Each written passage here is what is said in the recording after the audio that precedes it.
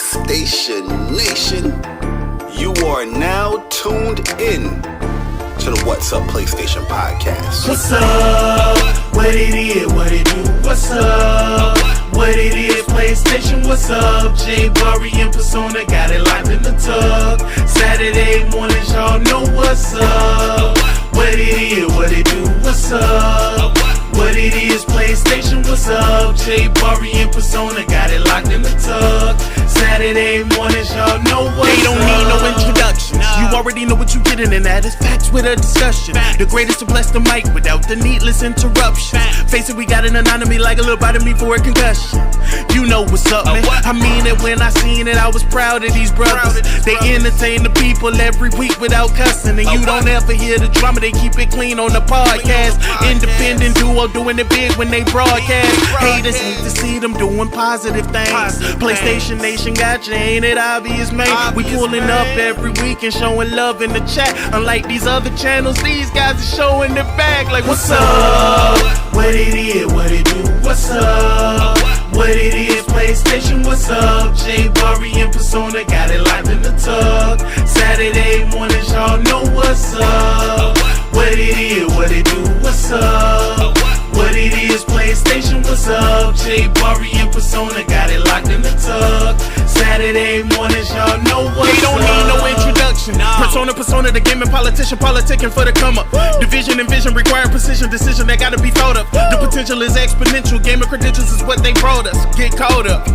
You know Bari bring the passion when he's speaking from the heart. He the best lisp on YouTube, climbing up the charts. And when Persona speaks, he gon' tear the mic apart. Intellectually, of course, cause you know the boy's smart. They cover the news with integrity, so you know it's a must watch. Ain't no console war, just two brothers being a font. What's up, PlayStation got the Saturdays locked. And if you ain't tuning in, you missing out. Get blocked. What's up? What it is, what it do? What's up? What it is, PlayStation, what's up? Bari and Persona got it locked in the tub. Saturday mornings, y'all know what's up. What it is, what it do? What's up? What it is, PlayStation, what's up? Bari and Persona got it locked in the tub. Saturday mornings, y'all know what's up. Yo, listen, man. I really do appreciate everyone that always comes through to rock out with me and Bari, man, on What's Up PlayStation podcast. A podcast by fans for the fans, or by the community for the community, I should say. Listen, man. For me, man, I'm gaming with Persona. If you enjoyed listening, definitely subscribe to this YouTube channel. I'm a PlayStation fan too.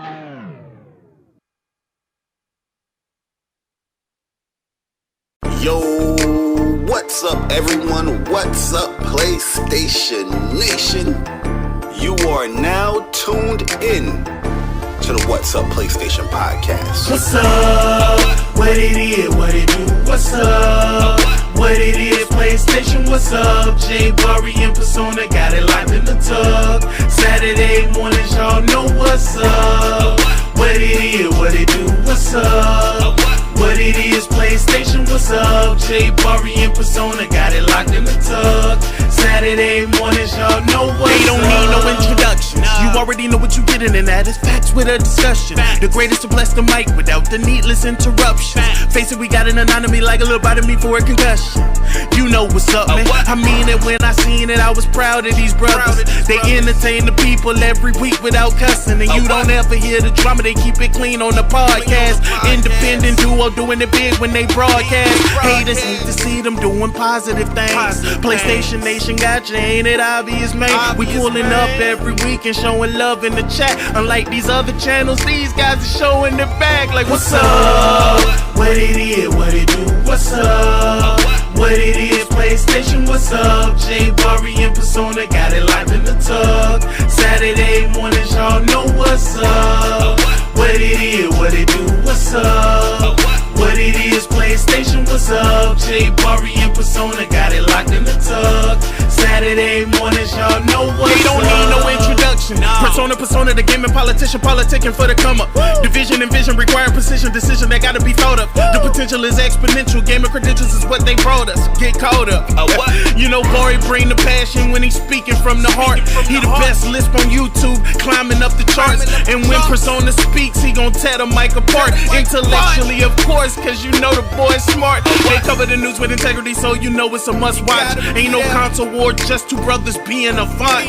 What's up, PlayStation got the Saturdays locked. And if you ain't tuning in, you missing out, get blocked. What's up? What it is, what it do? What's up? What it is, PlayStation, what's up? Bari and Persona got it locked in the tub. Saturday mornings, y'all know what's up. What it is, what it do? What's up? What it is, PlayStation, what's up? Bari and Persona got it locked in the tub. Saturday mornings, y'all know what's up. Yo, listen, man. I really do appreciate everyone that always comes through to rock out with me and Bari, man, on What's Up PlayStation Podcast, a podcast by fans for the fans, or by the community for the community, I should say. Listen, man. For me, man, I'm gaming with Persona. If you enjoyed listening, definitely subscribe to this YouTube channel. I'm a PlayStation fan too.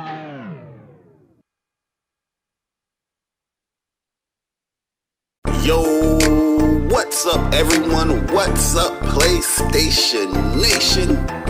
You are now tuned in to the What's Up PlayStation Podcast. What's up? What it is, what it do? What's up? What it is, PlayStation, what's up? Bari and Persona got it locked in the tub. Saturday mornings, y'all know what's up.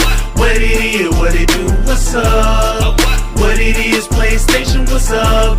Bari and Persona got it locked in the tub. Saturday mornings, y'all know what's up. They don't need no introduction. You already know what you getting, and that is facts with a discussion. The greatest to bless the mic without the needless interruption. Face it, we got an anatomy like a little bite of me for a concussion. You know what's up, man. I mean it when I seen it. I was proud of these brothers. They entertain the people every week without cussing. And you don't ever hear the drama. They keep it clean on the podcast. Independent duo doing it big when they broadcast. Haters hate to see them doing positive things. PlayStation Nation got you, ain't it obvious, man? We pulling up every week and showing love in the chat. Unlike these other channels, these guys are showing their back. Like, what's up? What it is, what it do? What's up? What it is, PlayStation, what's up? Bari and Persona got it locked in the tub. Saturday mornings, y'all know what's up. What it is, what it do? What's up? What it is, PlayStation, what's up? Bari and Persona got it locked in the tub. Saturday mornings, y'all know what's up. They don't need no introduction. Persona, the gaming politician, politicking for the come up. Division and vision require precision, decision that gotta be thought of. The potential is exponential. Gaming credentials is what they brought us. Get caught up. You know, Bari bring the passion when he's speaking from the heart. He the best lisp on YouTube, climbing up the charts. And when Persona speaks, he gon' tear the mic apart. Intellectually, of course, cause you know the boy's smart. They cover the news with integrity, so you know it's a must watch. Ain't no console war, just two brothers being a font. What's up, PlayStation got the Saturdays locked. And if you ain't tuning in, you missing out, get blocked. What's up? What it is, what it do? What's up? What it is, PlayStation, what's up? Bari and Persona got it locked in the tub. Saturday mornings, y'all know what's up. What it is, what it do? What's up? What it is, PlayStation, what's up? Bari and Persona got it locked in the tub. Saturday mornings, y'all know what's up. Yo, listen, man. I really do appreciate everyone that always comes through to rock out with me and Bari, man, on What's Up PlayStation Podcast, a podcast by fans for the fans, or by the community for the community, I should say. Listen, man. For me, man, I'm gaming with Persona. If you enjoyed listening, definitely subscribe to this YouTube channel. I'm a PlayStation fan too.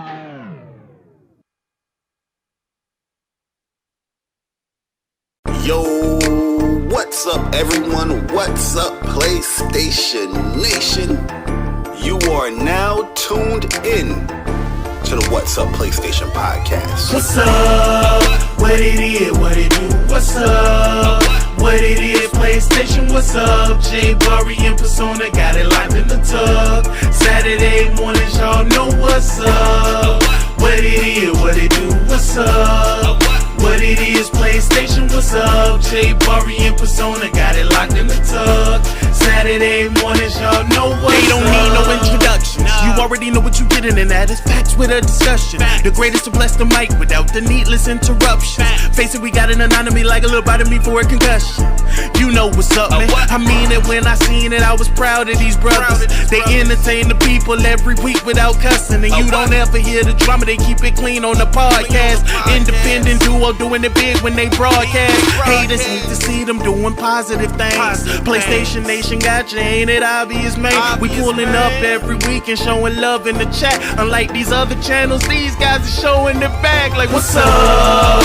What it is, what it do, what's up?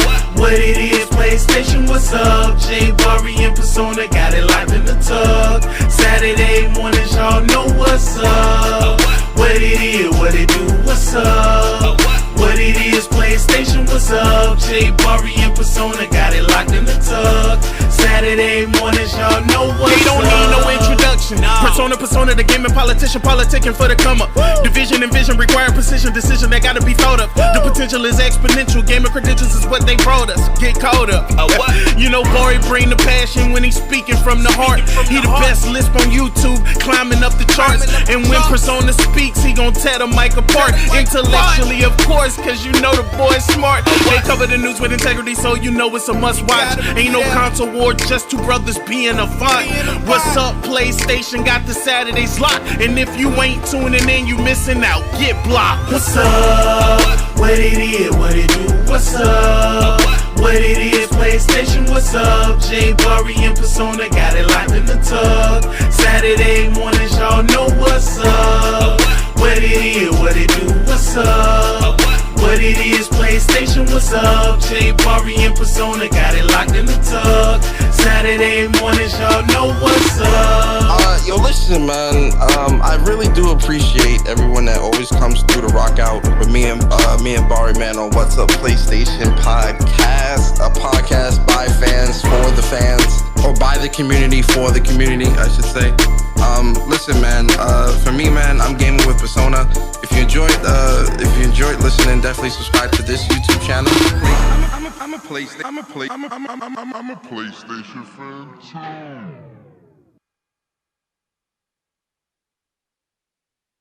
Yo.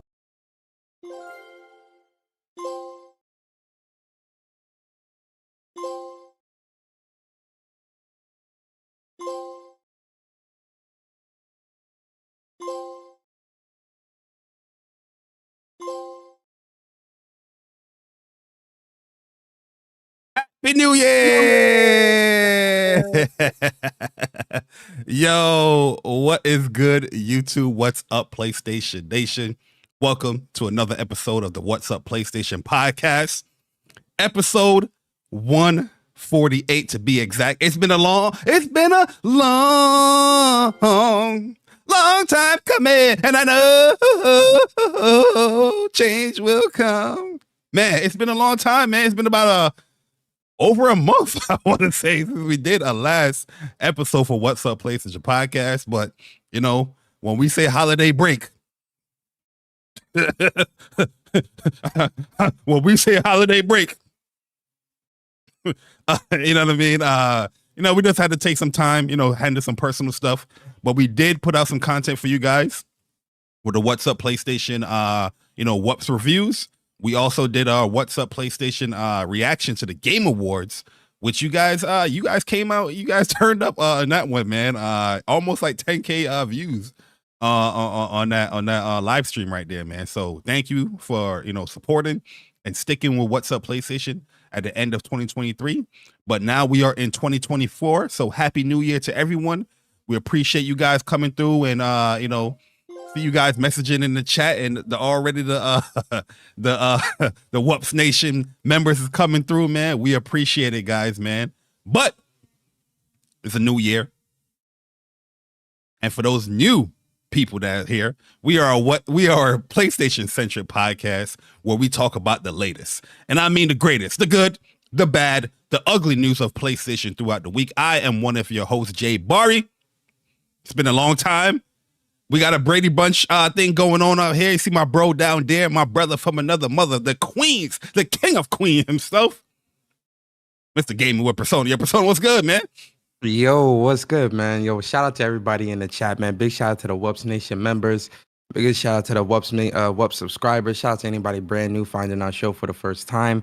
We appreciate y'all so much for rocking out with us, man.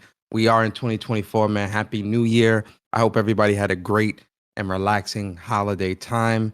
But it's a new year and it's time to get back to the rigmarole of how we do things. And yo, real talk, I think, yo, Bar, we got a great community when it comes to, people understanding. Like, WUPS gonna take a break for the holiday time or take 2 weeks off, or like, if a brand new game that we both anticipating is coming out, we might not do a show that week.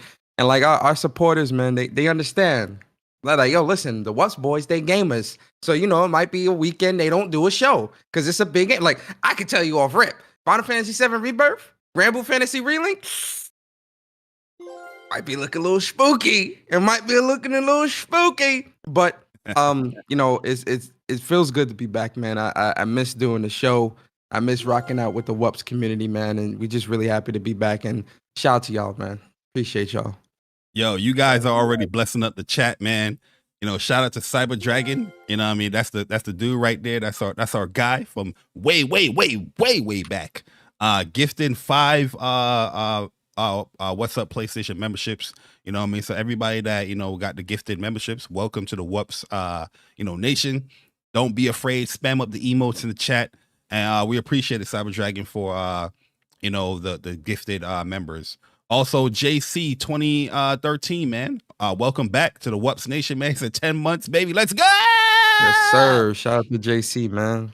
Appreciate you. And then Cyber Dragon with the 20 months being a WUPS Nation member. He said, good morning. He said, good Saturday morning to the chat, mods, and the What's Up PlayStation Podcast 2024 episode premiere 100. And then we got my man Viper Reaps Corner, the official, unofficial, WUPS Nation member. You know what I mean? Shout out to Viper Reed. He does the timestamp. So what's up, PlayStation Podcast, man? And we do appreciate, the time that he dedicates, to create, creative and witty, timestamps there for the chat, man. So what Viper Reese, we appreciate the 20 months. He said, my fix is here. I'll put it in my face. Shout out to Viper Reed, man. And then my man Wolfgang Mishima. Wolfgang, shout out to Wolf, man. Shout out to Wolf, man, pulling up, being a WUPS Nation member. Appreciate it. Appreciate you resubscribing. That's the Tekken God right there, boy. That's the Tekken God. Wolf said he got a list. He got names. He got me on the list, man. You know what I'm saying? Now we definitely gonna play. I don't know when. It might not be like that launch week where we gonna play.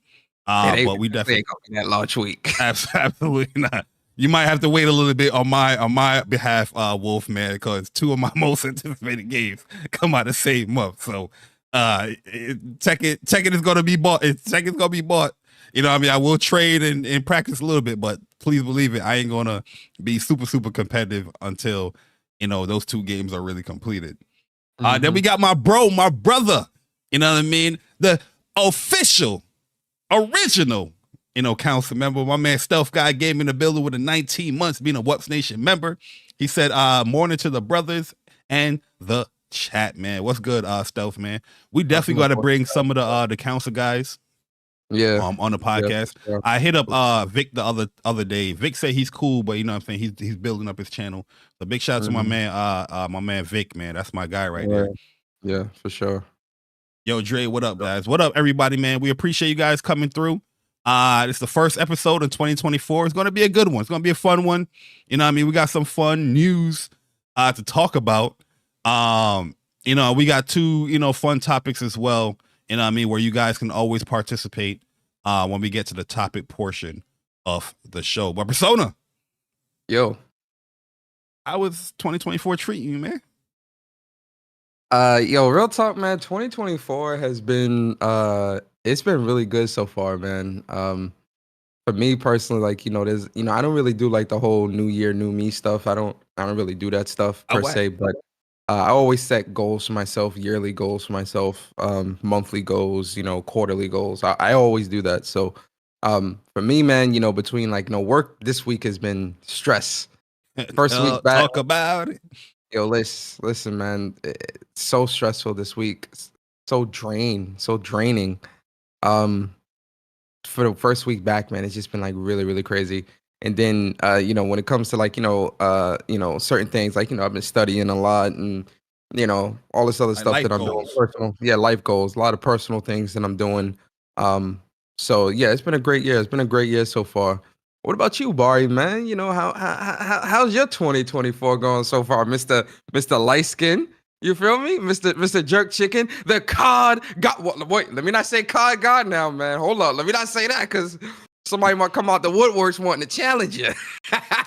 Yeah, But it's fun. Yeah, we definitely gotta. I mean, we got a challenge earlier this week or yesterday was. I mean, we've been getting challenges, but it's just bad timing. You know what I mean? Like, you know what I mean? That's the one to put it out there.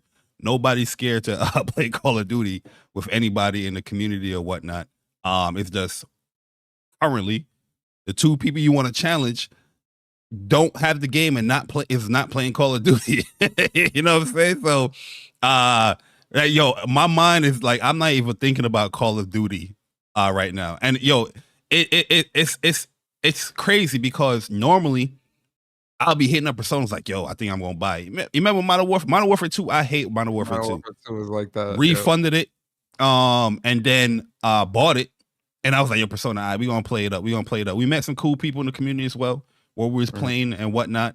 And then like mid 2023, we was just like, all right, you know what? Let's just do some challenges. I gotta at least like get these gun camos, unlocked or whatnot. And that gave us the motivation to play it. But deep down, if you was in the parties, we hated mostly the game. mostly it was it was just chasing the gun camos. I was trying to get diamond on everything. That was like my motivation for Modern Warfare 2. Anybody that has played with us definitely knows that Modern Warfare 2 is a we did not enjoy that game at all. But I love shooters so much. I'm like, let me try to stick through it, but I couldn't. Like, yo, normally with Call of Duty, and this is me and Bari as well. Call of Duty is definitely a franchise that I play throughout the year.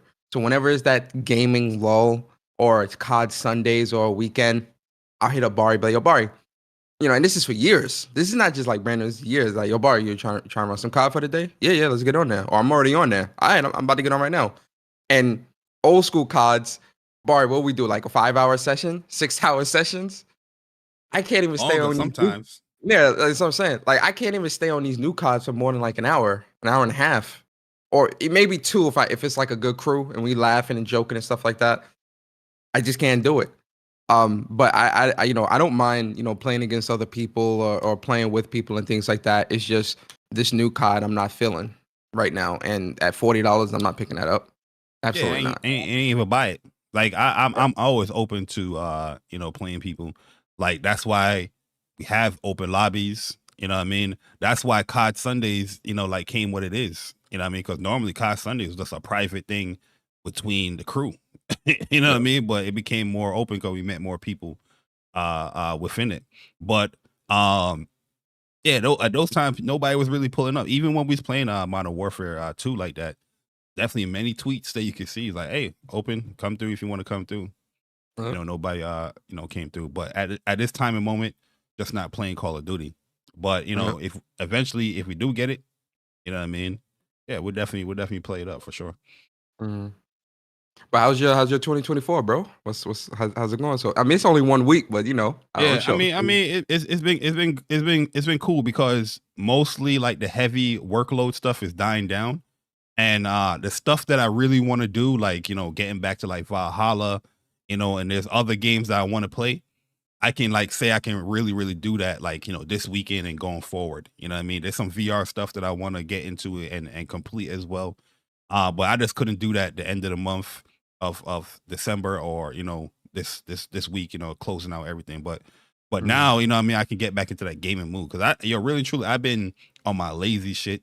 I've been like, working, I'll play a little game here or there, then I go to sleep.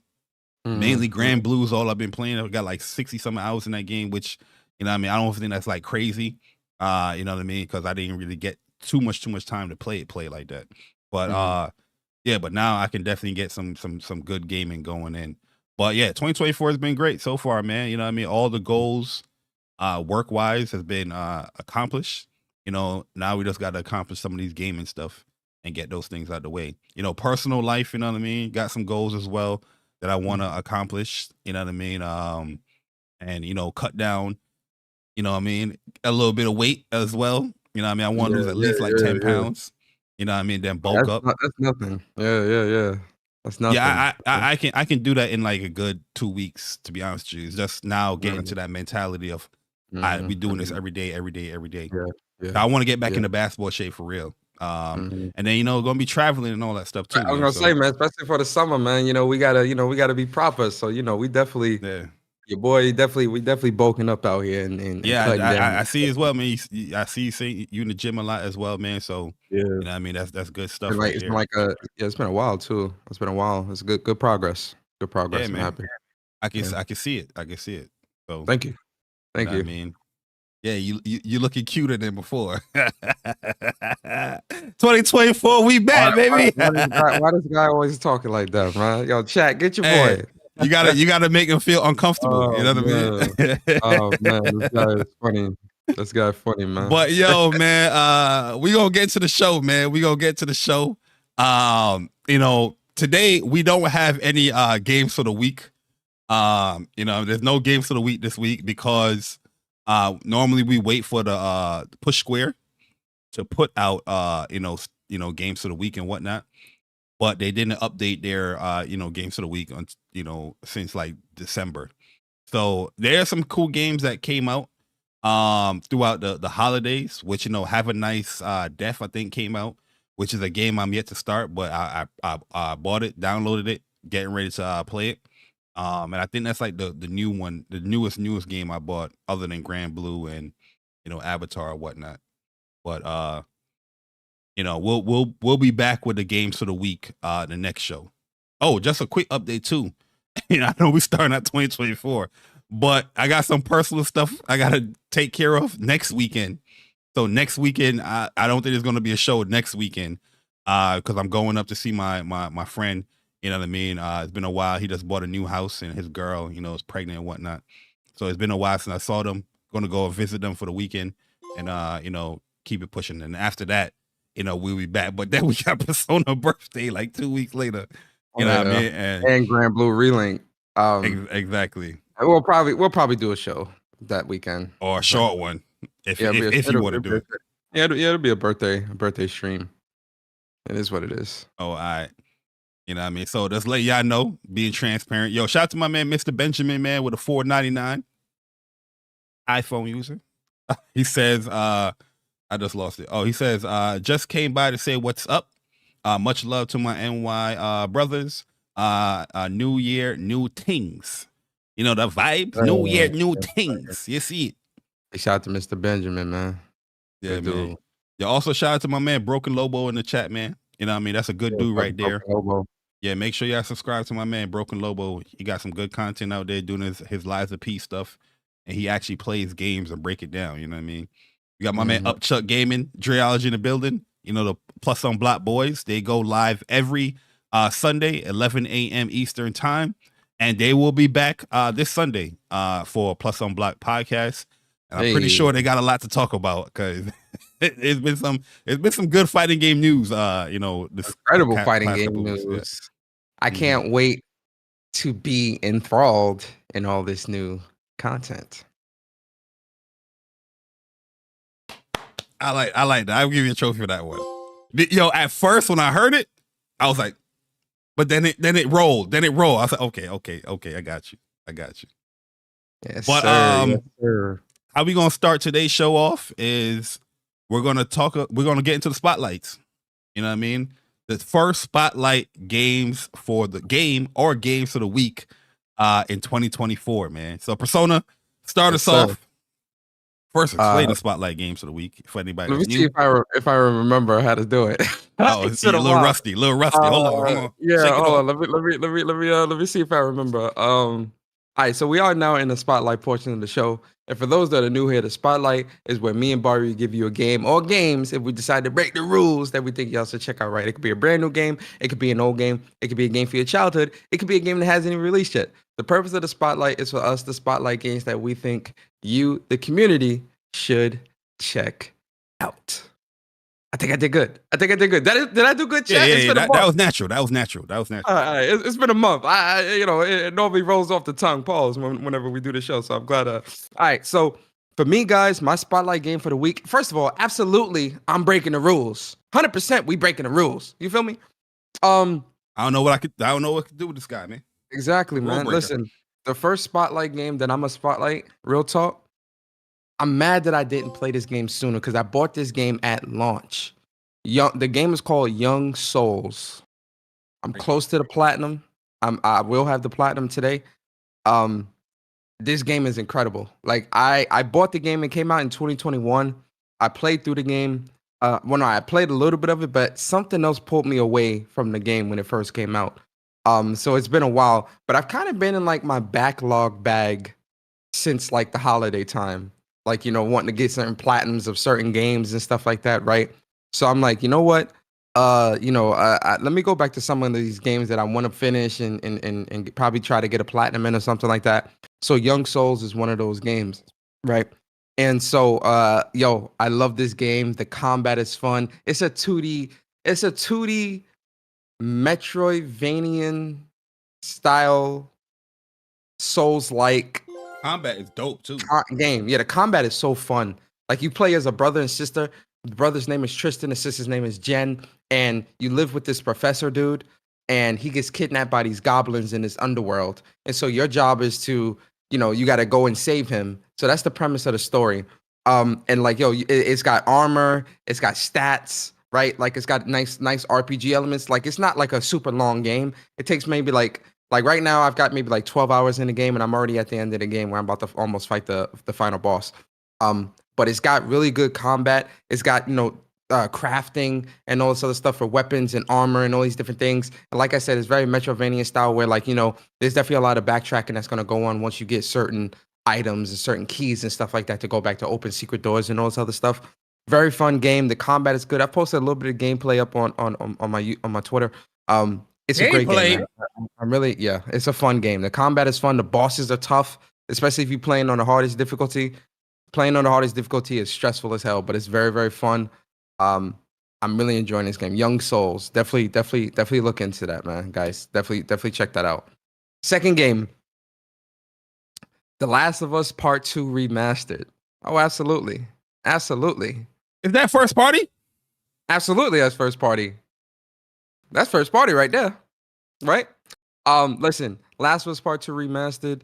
Last of Us is one of my favorite series of all time. I love this series so much.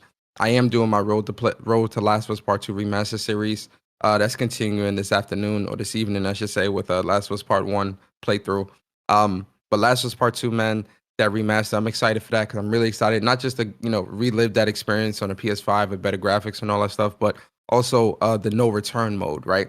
If anything has taught me, if anything has taught me anything about these type of roguelike modes, especially with Valhalla being the most recent one, I cannot wait for this Last of Us roguelike mode, man. I'm gonna live in that mode. That's gonna be really fun. So very excited for Last of Us Part 2.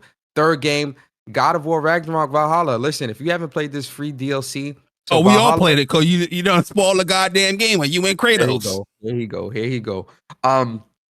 If you guys haven't played the Valhalla DLC, which is free for God of War Ragnarok, this roguelike is addictive. I've easily put like 15 hours into just this roguelike, playing through, trying to get my build right. The combat for God of War 2018 and Ragnarok is already really fun and really in depth, and it's just a joy to play.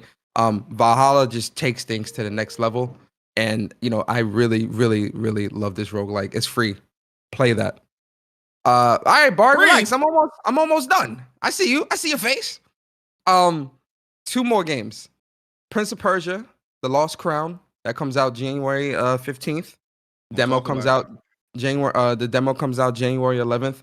This is a 2D Metroidvania style action platformer. Very fun. It looks really good. I can't wait to get my hands on this. I'm definitely playing through this, man. This is a game, and I found out the game's gonna be like 25 hours. It's a lot. This game's gonna be pretty beefy from what I'm hearing. Pause. So I'm really, really excited for Prince of Persia. I love the Prince of Persia series. Like I've always been a fan. Why are you making that face, Joe? I've always been a big fan of the Prince of Persia games. So I'm the excited. faces that I make is for new emotes. My bad. Go ahead. That look like that one face you did funny. So yeah, Prince of Persia. Definitely pay attention to that, guys. The demo comes out January 11th, so you might want to check that out if you're interested. And then final game, Bari, and I'm gonna shut up. Dragon's Dogma 2, March 20th. Yo, Bar, you cannot make these faces. Dragon's Dogma 2, March 22nd, 2024. I'm a big Dragon's Dogma fan. I've been wanting a Dragon's Dogma 2 for a very long time. This is a game I can't wait to support and play and put a lot of time into as well. I'm excited. I'm very excited for Dragon's Dogma 2. Fighter class all the way. Hopefully I can do my Holy Knight, aka Paladin, for the advanced. You gonna do a fighter class again? Yeah. I've always been, well, in the first game it's called the Knight. In this game it's called the Fighter. So quick question. So if you start with a class, right? I know there's like a secondary job or it evolves into whatever. Or is there certain abilities or like magic or whatnot is locked to classes, or there's gonna be like, say I want to use like a fireball or I want to do like a certain bow and arrow, but I'm a thief. That works? No, you can't. No. So whatever job you choose, and this is coming off looking at the first game. I'm pretty sure the second game is going to be the same way. But if you choose to be a warrior or a fighter, a thief or a sorcerer or whatever, there's certain weapons and things like that are locked to just that class. So that's what you would have to use in order, based off whatever class you use. Now, when you get to the advanced jobs, you can kind of mix and max with certain things, because when you get to the advanced jobs, it opens up the weapon pool just a little bit more. But it still kind of has to be within the same realm of the base class, depending on what you do. Because it's essentially like an evolved form of the base class anyway. So at least that's how it is with the first game. Second game might be different. I don't know. But from what I'm seeing, it looks pretty similar, especially when you look at the gameplay. It's really similar with when it comes to like the weapons that you can use. I'm highly interested, man. I pre-ordered it, but I think I'm gonna start when I do get to whatever those games. I'm gonna start Rise of Ronin first before I go to Dragon's Dogma. You know what I mean? Because I know you're probably gonna do Dragon's Dogma first. Then I can steal all that knowledge, because I know you're gonna be yapping and talking and texting all the deets. You know what I mean? Absolutely. And you better be putting up YouTube videos and all that shit. Absolutely. You know what I mean? So by the time I get to there, I'm gonna be a professional. Absolutely. And it's just easy peasy lemon squeezy. You feel what I'm saying? Absolutely. It works in unison. Yes, sir. You get what I'm saying? It's a cohesive unit. I'm excited for Rise. I'm excited for Rise of Ronin as well, but my excitement for so if my excitement for Rise of Ronin is here, my Dragon's Dogma excitement is here. You feel me? It's like you played it. You in the series. Yeah. But those are my spotlights for the week. Bari, what's your spotlights, man? Yeah, before I get to my spotlights, I'm definitely going to break the rule, but I want to shout out to Spare, gaming with the 2 Canadian. He said, "What up, Bari and Persona? Looking good. Yo, what's good, Spare, man? Appreciate you. Appreciate it." And then my man Upchuck Gaming, 15 months of being a WUPS Nation member. Shout out to my bro Chuck, man. That's my bro right there. He said, shout out to the bros. About to hit the freeway. God bless. And let's start out the year right, man. So, you know what I mean? Safe travels to my bro Chuck. You know what I mean? That boy always on the road. You know what I mean? Oh, I think it's raining over there, right? You know what I mean? It rain in Cali? So use them windshield wipers. Yeah. Shout out to the bro Chuck, man. Did it start snowing over there for you yet or no? No. It's snowing for you? No, not yet. Stranded, I will be having On the Night in Birth too, 100%. That Kaguya is being played. Yeah, I got so much characters I can play on the night, but we're gonna talk about it. So, Spotlight games for 2024. The first one, He said clear skies, he's mad. Yeah, I am mad. I am mad. You know what I mean? I wear my heart on my goddamn sleeve, man. Persona, why are you looking surprised, man? Why I I'm ain't on looking spotlight? surprised. I already know what you spotlighting, bro. I already see the games. I already know. You see the game right there on the goddamn Yes, I screen. do. Yes, I do. Grand Blue Fantasy Relink, man. That's why I Demo ain't coming out spotlighted. soon. That's why I ain't spotlighting, because I was gonna let you do that. I gave you that. Demo's coming out soon. You play the demo, you complete the demo, you get some awards for the actual final release of the game. I love when people do that, when developers do that, publishers do that, because yeah, it incentivizes you getting the goddamn game, especially if it's great, if it's good. Tons of characters to choose from. I think you got 19 or 20 characters to choose from throughout your playthrough. You got co-op with your friends to tackle these primal beasts, these dungeons. And there's a nice end game stuff, which I listened to the first like 2 minutes of the end game talk and I cut it off because I want to be surprised with it. You know what I mean? So very, very excited for Grand Blue Fantasy Relink. You already know, the WUPS boys is doing a review. You already know on the channels, Twitter, gameplay is being put up. You already know every single character is being broken down on the goddamn channel. 100%. Absolutely. 19 individual videos of Grand Blue characters, how to play, how to work these characters, what their benefits, how to use them. It's and coming. a WUPS game night for the online. Oh, yeah. We definitely can do that. We definitely can do that with Grand Blue as well, man. This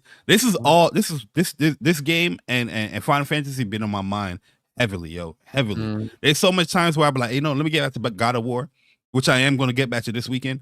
But I'm out here, I got to play Ryzen because I'm too hyped for Relink. Then I'm like, I'm thinking about Final Fantasy. I'm just all day. Second game.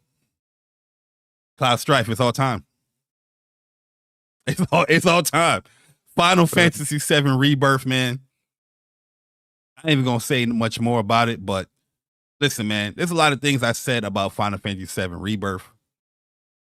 We've been doing the news way back then. A lot of people doubt the stuff that I say. Shout out to the Iron Lords because we did a podcast, talking about like a spoiler cast for Final Fantasy VII Remake. I mean, and I told people, I said, I don't think the Whisperers is done. People like, I don't know about that. It looked like they pretty much done there. I'm like, I don't know. There was another dude there, I think it's a Hoag's Law. He kind of saw the vision, what I said. But every trailer we see now, every little snippet we see now, we see them Whisperers, man. Listen, man, when it comes to Final Fantasy VII, it might sound crazy, but don't doubt your boy, man. Don't doubt your boy. But yeah, Final Fantasy VII Rebirth, excited for that. There's another game I'm excited for. It looks great. I like the color palettes and everything. It's an indie game called Ultros. Like every time I see this game, I'm like, this game looks really, really cool, man. Like I said, between Relink and Rebirth, I don't know when I'm going to have the time to play those games, but it's pre-ordered. Like Ultros look really, really great. Helldivers 2 as well. I pre-ordered that. And yeah, I have my stance with Helldivers when it comes to first-party games, and they doing the whole crossplay with PC, but I'm gonna turn that crossplay off. What's up? I'm turning that crossplay off. You understand what I'm saying? Y'all PC dudes gotta hold that. Stay over there. I'm turning that crossplay off. Don't clip that, okay? Don't clip that. Oh no, that's clipped. They already clipped that. And there was a game that got announced actually today, Persona. We ain't see no gameplay of it, but we saw in-game models, and I got hella excited, yo. Yeah. Hunter x Hunter, Nen Impact. Yo, I have never got so excited for like a game with no trailer. Like, I'm looking at this game like, I love Hunter x Hunter. They showed the right three. They showed the perfect 3 characters to sell the game. Oh yeah. I mean, obviously more is going to be coming, but yeah, I got a lot of faith in this game, man. I think it's going to be good. Man. Like that's the swag of the trailer. They ain't even have to show gameplay. They just walking, and I can feel the swag. Like developers, like, yeah, all right, we cooking. Yep. We're gonna talk about that later. But yeah, I'm gonna leave it right there. Those are the spotlight games for this week. The first spotlight of 2024. So yeah, it's a special one, special spotlight for 2024. For anybody that's new into the chat, welcome to the podcast, man. Episode 148. Happy New Year. We appreciate you guys coming through. Don't be afraid to type in the chat, say what's up.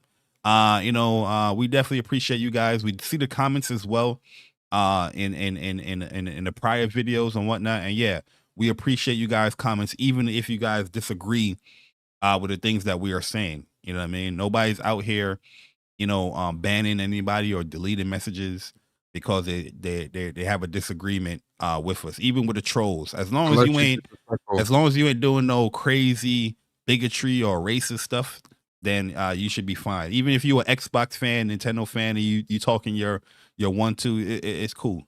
Because I've seen a lot of those comments on the Game Awards. Everybody's coming through like, what about PlayStation? What about PlayStation? Or the weird factions. Yeah. Oh, listen, we're gonna talk about it, man. Before we get into the news persona, man. We didn't give our overall thoughts here on. I mean, we did do our thoughts as far as the live stream, but how did you feel like the Game Awards went? Especially after everything. Like, do you think PlayStation got snuffed with a lot of the awards? Because I think they only won like 2 overall, and it wasn't really pertaining to like gaming. You know what I mean? Yeah. I think it was like the best adaptation, and there was something else there. Everything else was like third party, stuff. So how do you feel about that?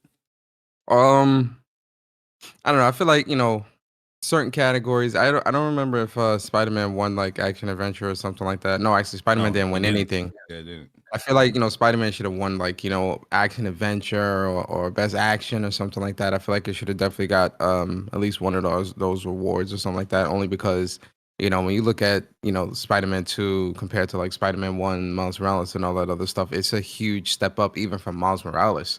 And Miles Morales was being developed, even though it was a cross-gen game, it was being developed with PlayStation 5 in mind, right? And you definitely notice the difference from 2018 to Miles Morales, and then the difference from Miles Morales to Spider-Man 2 when it comes to storytelling, gameplay, combat, traversal, and things like that. I just feel like Insomniac stepped it up quite a bit to where I feel like it should have been recognized at the Game Awards. But it is what it is. They voted, they chose what they chose, and that's what it is. One of the things for me though that kind of just like really, I really wasn't feeling throughout the show. And this is something that Keely needs to work on. I do like that he had that security. He had that security there. You wasn't going up there on stage if you wasn't supposed to be up there. Trust. But I just didn't like how much they were cutting short the speeches. Like playing that music off so quickly and things like that. I was like, yo, man, like people are winning. Give them, I feel like 5 minutes, 4 minutes is fair. Anything above that, I think is a bit excessive. I have a thought on that, right?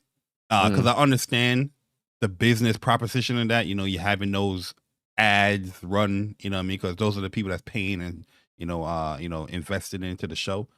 But I feel like the performance side of things, that stuff can go away, and then give the time to the developers to speak. Because I get it that they're cutting it short, because it's almost a 3-hour show. You know what I mean? Even with them cutting a lot of people short, but you having like 2-3 performances within that 3-hour time, like that time could go to the other games. You know what I mean? For the developers to come out and thank and shout out anybody. That recognition there, because there's a lot of categories that I felt like this is important. I wanted to hear what they wanted to say. Yeah, like, but it got swept under the exactly. It got swept under the rug. Like Final Fantasy 1, like best musical score, and like Soken couldn't come out and really like thank the fans and thank everybody. I didn't like that. Yeah, you know what I mean? And then you got three performances, 2 performances, what I mean? Like Alan Wake, like that's cool, but I think it was like 8 or 9. Move away from that. I think it was like 8 or 9 minutes for like Hideo and Jordan Peele, and I'm like, come on, man. Yeah. Cut that shit short. Which I don't mind that, but I'm leaning towards the performances, bro. The performances be like 10 minutes, man.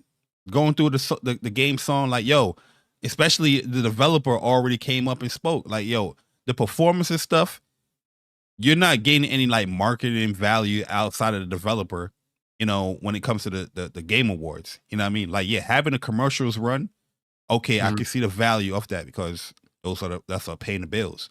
But the actual performance there is either you paying the people to perform at the show, or you know, it's just free advertising for the game. That stuff can dwindle, but have more time for the developers who win the awards to come up and speak.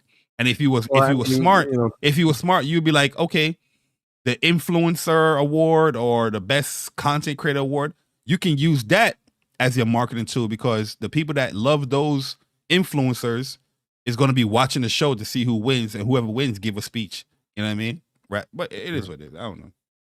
Yeah, I don't know the business side of what he's dealing with the show. So yeah, I think the announcements and stuff like that were okay. I wish that PlayStation did have a bigger presence there. But you know, God of War DLC releasing that surprise shadow drop, that was really cool. You know, I like that. Some of the other announcements I thought were cool as well.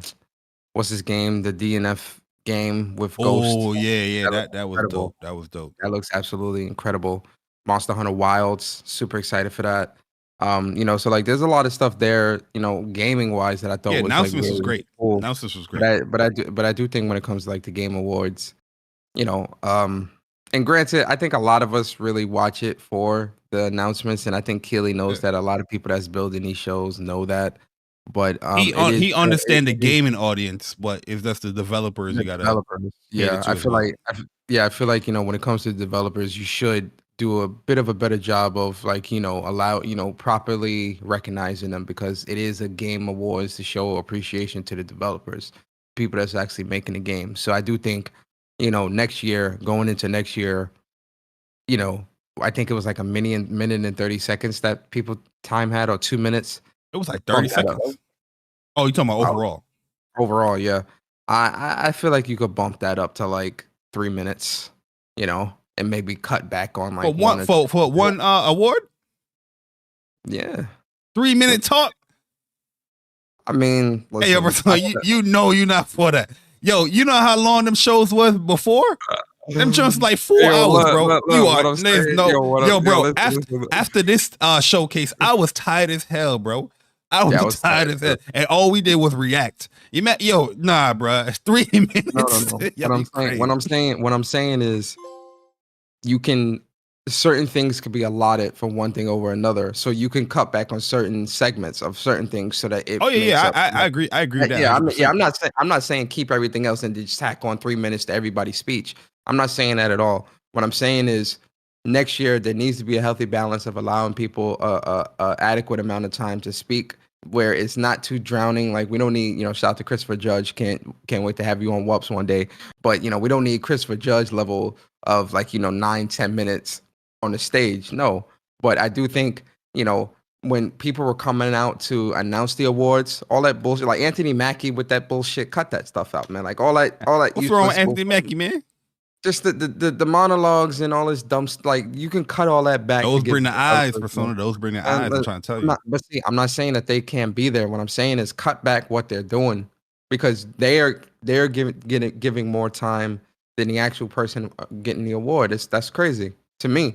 So I think if you look at the show outline and everything, and kind of reposition how things are, cut back on certain times on certain things and things like that, tighten those things up so that it gives the developers more time to speak, I think it'll still have that same show runtime. It just certain things wouldn't be there or be cut shorter. Yeah, I feel you. Yo, let me get these super chats, man. Shout out to my man Cloud Strife with the 199 iPhone user. He said, the only spotlight that matters is Final Fantasy VII Rebirth. Axe. Yo, Cloud, you get a trophy, man. We appreciate you joining us every show. Cloud, because I know you're a busy guy. You know what I mean? You're doing, Strife deliveries. I understand it's a busy job, but we appreciate you taking the time coming through WUPS, man. Yes, sir. So we got my man Viper's Corner with the $4.99 iPhone user. He said they're turning the Game Awards into a spectacle. Appearances from famous people and performances are more important than the awards. I think that stuff pays the and this is why I feel like it has to be a healthy balance, right? Because Keeley gets a lot of sponsorships from a lot of big companies, and people want not, because the Game Awards does get a lot of eyes. They broke viewership every year. records. It's going up and up and up. Yeah, every year. Yeah, like this year they broke last year they broke viewership records. So Keeley's in a unique position where he needs to appease to the media, or the advertisement companies or whoever's sponsoring this stuff, and appease to the gamers, because most gamers is watching the show. I mean, listen, I watch it for anybody saying they're not watching this or tuning in to see what announcements are there, you're lying to yourself. Like, that's what a lot of people tune in for. Lying. But I think it's important to also recognize what is also very important, which is the developers that's actually making the games. So I think Keeley is in a unique position to where he has to appease three different entities: the sponsors, the gamers, and the developers that are being appreciated for the things that they do within the industry. He needs to find that balance so that all three can be happy, and that's a very tough thing to do, and it's not going to be perfect. But I do think through trial and error, you can get to a point to where you can satisfy all three. Definitely got to find that. But yeah, I think he's doing a great job with the game side.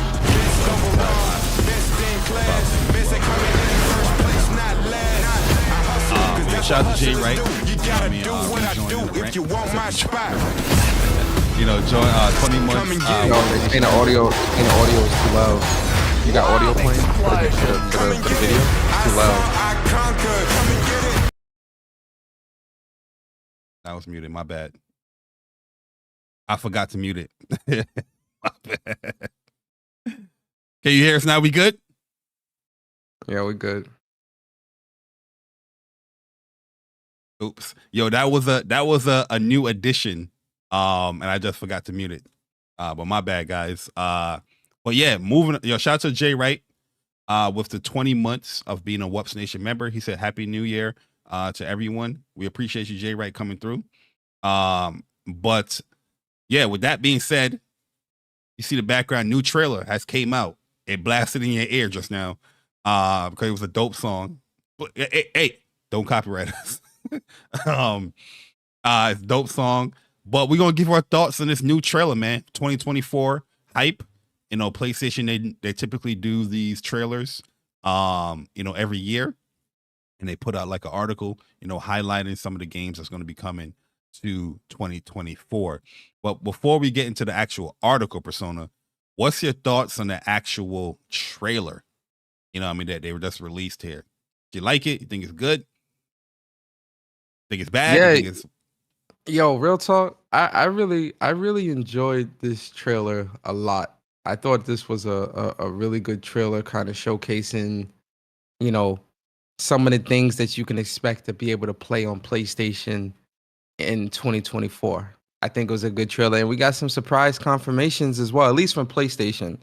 When it comes to like what's expected, things obviously can change, but as of right now, these games are expected to come out this year. I think the big highlight that we all are really clamoring for, I know I am, I know Bari is, Stellar Blade, which was in this trailer and is even on the blog stating that it will be releasing in 2024.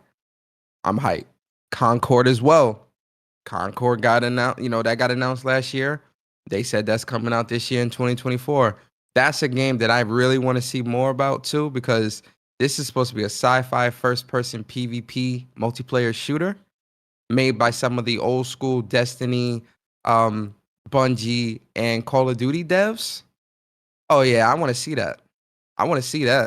Yeah, I'm interested in Concord. We just gotta see some gameplay of it. I don't know what the whole hamburger and what that got to do with the game, but I don't know why they keep showing that shit, showing me a roast beef sandwich and all that. I ain't trying to see that. You know what I mean? The cheese looking like Kraft. Like, I don't know what's going on there, but that's due to the developers making it. Yeah, I'm very excited. But yeah, I thought this was a great trailer. It was a fun, upbeat, trailer. Reconfirming, Stellar Blade, definitely got delayed into 2024. stuff like Helldivers, The Last of Us there, Final Fantasy there. You know, you have a mixture of, you know, some first party stuff. You know, you have that one second party stuff, and then you have your third party games as well in there. And you know, this general, you got PlayStation 5 exclusives or console exclusives on there as well. So yeah, I thought the trailer was good. I am confused why it's the second time that they're not announcing or showcasing like Grand Blue Fantasy Relink. On you know what I mean? They have a trailer here. That game is coming out. And Really you know, in the blog, they don't show it. You know what I mean? Like that week alone, it's so much stuff. It seems like PlayStation that week, they want to put more eyes on like Suicide Squad due to their partnership with like WB rather than Grand Blue, which I think is not the right move. But not saying Suicide Squad is bad. I think Suicide Squad was great. You know what I mean? Not going to speak too much on it, but it's just coming out in a bad time. You know what I mean? But overall, I think the trailer was dope. The song was dope. It's dope that they show games like Plucky Squire, but you ain't show Grand Blue. You show Foam Stars, but you ain't show Grand Blue. Yeah, I'm excited for Foam Stars too. Actually, yeah, I'm excited for. Yo, but 2 games surprisingly got confirmed for 2024. Metal Gear Solid, Snake Eater, remake, and Silent Hill 2 Persona. You think it's gonna make it? Are you surprised? I think so. This is what I think. I think PlayStation might have kind of revealed too much there, and I feel like only one of those games will release this year. I probably think like Silent Hill will release this year. Yeah, I think Silent Hill will release. I think Metal Gear is probably going to be 2025. But if both of those games release this year, I mean, I'm more excited for Metal Gear than Silent Hill. But that's going to be and both of those, that's going to be huge, man. I'll be honest with you, I have no excitement for Silent Hill 2. But Metal Gear is definitely it's in my top 5 games of all time. Yeah. So remaking that and to see that last gameplay clip, you know, them showing off like the gameplay stuff, it gave me like more confidence that the game is sooner than later. But now seeing it here in the PlayStation 2024 highlight trailer, I'm like, that it took me back. I was like, wait, so this is really coming out? Most likely, if it does, holiday 2024. But I wouldn't be surprised if it's just like a delay or whatnot. But if that comes out this year, man, it's gonna be big. Woo! And no, it's not an exclusive game. You know what I mean? Because you know, this week, you know, I feel like a lot of people, they forgot the meaning of like what first party games are or what second party games and third party games are. But first party, there's a lot of contention within the community as far as what a first party game is. It's crazy how on other platforms people can easily list first party games, you know, whether it's from the specific studios that they own or specific IPs that they own, make from third party developer at first party. But on PlayStation, they're like, oh, that's Jordan Line. This ain't first party. Like, what? What is going on here? How you can say that for one platform, but you can't say for the platform? You know what I mean? It's crazy to me. But let's get into this. Let's get into the article where PlayStation is highlighting 2024 games here. So this article is pretty much showcasing a lot of the same stuff, but in just an article form that the trailer had, and going through the games that's coming in 2024. Persona, we're going to ask a question in the chat. You guys can participate as well. We're going to say pre-order or no pre-order. Okay. And every game that we list going down the line, you're going to type in, I'm going to ask pre-order or no pre-order. You know what I mean? Go from there. Obviously, Persona, you can explain, the chat, you guys can explain yourself. But all right, so you ready? You ready to go? Yeah, I'm ready. Are you sure you're ready? I'm ready. I'm not just ready, I'm ready, Freddy. Like fish and spaghetti. Creep with the culture. Rap, I told you. I said I get you where it fits you. Ooh,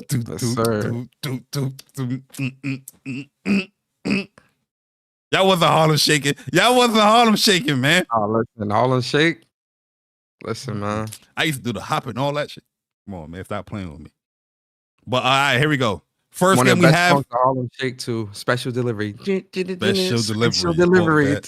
Special delivery. Special delivery. Listen, man. We was out there. Remember grinding? Yep. Yo, we used to go in back in the day, boy. Know how to keep it in line. Yo, Fine, listen, man. Listen, man. Right. My fault. Go ahead, my fault. All right, so the first game we have here is Tekken 8. Tekken 8. New challenger. Steve Fox. So you getting a pre-order or no pre-order? Talk to me. I haven't pre-ordered this yet. And the reason why I didn't pre-order this yet is because this is releasing at a bad time for me. Between Prince of Persia, Last of Us 2 remaster, part 2 remaster, then the week after that is Grand Blue Relink. Something had to fall through the cracks. For spoken funny as hell, he said wish list. Yeah, you funny as hell. Yeah, that's funny, yo. By the way, PlayStation man, update that wish list stuff, man. So yeah, no pre-order for me. Tekken 8 is a pre-order for me. I like the series. They got a couple of my mains in there in the game, but I do agree with you as far as like the timing. I don't know when I'm going to be able to play it. I'm more excited for like Under Night because that's more my jam than Tekken. But Tekken is a game that I definitely want to play with other people. Definitely want to like learn, Tekken thoroughly. So it has my interest, and especially with like June playing all those betas and whatnot. I definitely gonna pick it up. There's a pre-order for me. Some of the chat, some people saying no, some people saying pre-order. But yeah, it's rough, man. It's rough. It's a rough timing. All right, so the next one we have here, it's got plates. I don't know if we want to mention that because I'm pretty sure you already got some of the plates. I got the red ones. Helldivers 2. Pre-order? No pre-order. Pre-order. I pre-ordered this. Pre-order? Yeah, Helldivers is a fun game, man. I think a lot of people, when they actually go and play it, they're gonna have a good time with it. It takes a lot of communication though, so it's not like one of them games where you invite somebody and be like, I'm just chilling, listening to a Twitter space in the background, but you're not talking to. Now you got to communicate in this game. They're friendly fire. There's a lot of stuff. We're gonna do a WUPS game night with this. Yeah, we could definitely, because it's four player co-op, so we got like 2 other people, and the gameplay for this looks really good. It looks really fun. I'm definitely digging what I'm seeing when it comes to this game. So I definitely want to jump into this and play this. So yeah, this is definitely a pre-order. Okay, we got some no's. Got no pre-orders. He said gas multiplayer games. I'm never sure I'll get into it. Yeah, I understand that. We got some yes. But yeah, I'm pretty excited for Helldivers, man. Like I said, that crossplay is being turned off though. So if you guys are getting the game on PC and you want to squad up, we doing WUPS game night, so pull up. Sir. All right, next game we have here. The Pulse. Are you getting these or no? Yo, I might get the big headset. I ain't gonna cap. I might. I gotta see. I gotta see how I feel. Like right now, it's a no. But when it comes out, I might end up grabbing it. Like I have the original ones right here. I do got the original. It's between these and the all black H9s. I kind of want those all black H9s. I kind of want that all black. Yeah, I kind of do want that. Oh, I'm still kind of deciding. But we'll decide close to. If I was to get one, I'll get the all blacks. That's what I'm saying. Like I got like 4 different headsets for PlayStation. Yeah, I'm looking at it right now. I got 2. Yeah, I got too many. So it's like I kind of gotta, because like my H9s, the top part is tore up, like it's torn off. So now I'm like, H9s tore up. Yeah, the flat part, like the top part up here, the top part here, that top part, that foam is like falling out. So I'm like, yo, I gotta get a new one. So I'm like, you know what, I might get the all blacks. What I do is like I have like this rack where I hang all my headsets on, but underneath I have like a cushioning thing, so the cushion don't get messed up. You know what I mean? But nah, I don't know if I'm going to get the Elite. Not day one. I don't know if I'm going to get this year, to be honest with you. But we'll see. Many headsets. Plus, February is kind of a crazy month when it comes to like pre-orders and stuff like that. So I'm like, I don't need no headset. I know, because like, yeah, I get a lot of controllers as well for PlayStation. And I barely use them. I just have them as decoration. Yeah, you know what I mean. So I've got like mad controllers that just are unopened, sitting in the box. So yeah. Yeah. All right. So Final Fantasy VII Rebirth. Anybody that says no to this pre-order is getting blocked in the chat. I'm letting you know that right now. I dare you to put a no in that goddamn chat. I dare you. It's on the pre-order or no pre-order? No pre-order. What you gonna do? Huh?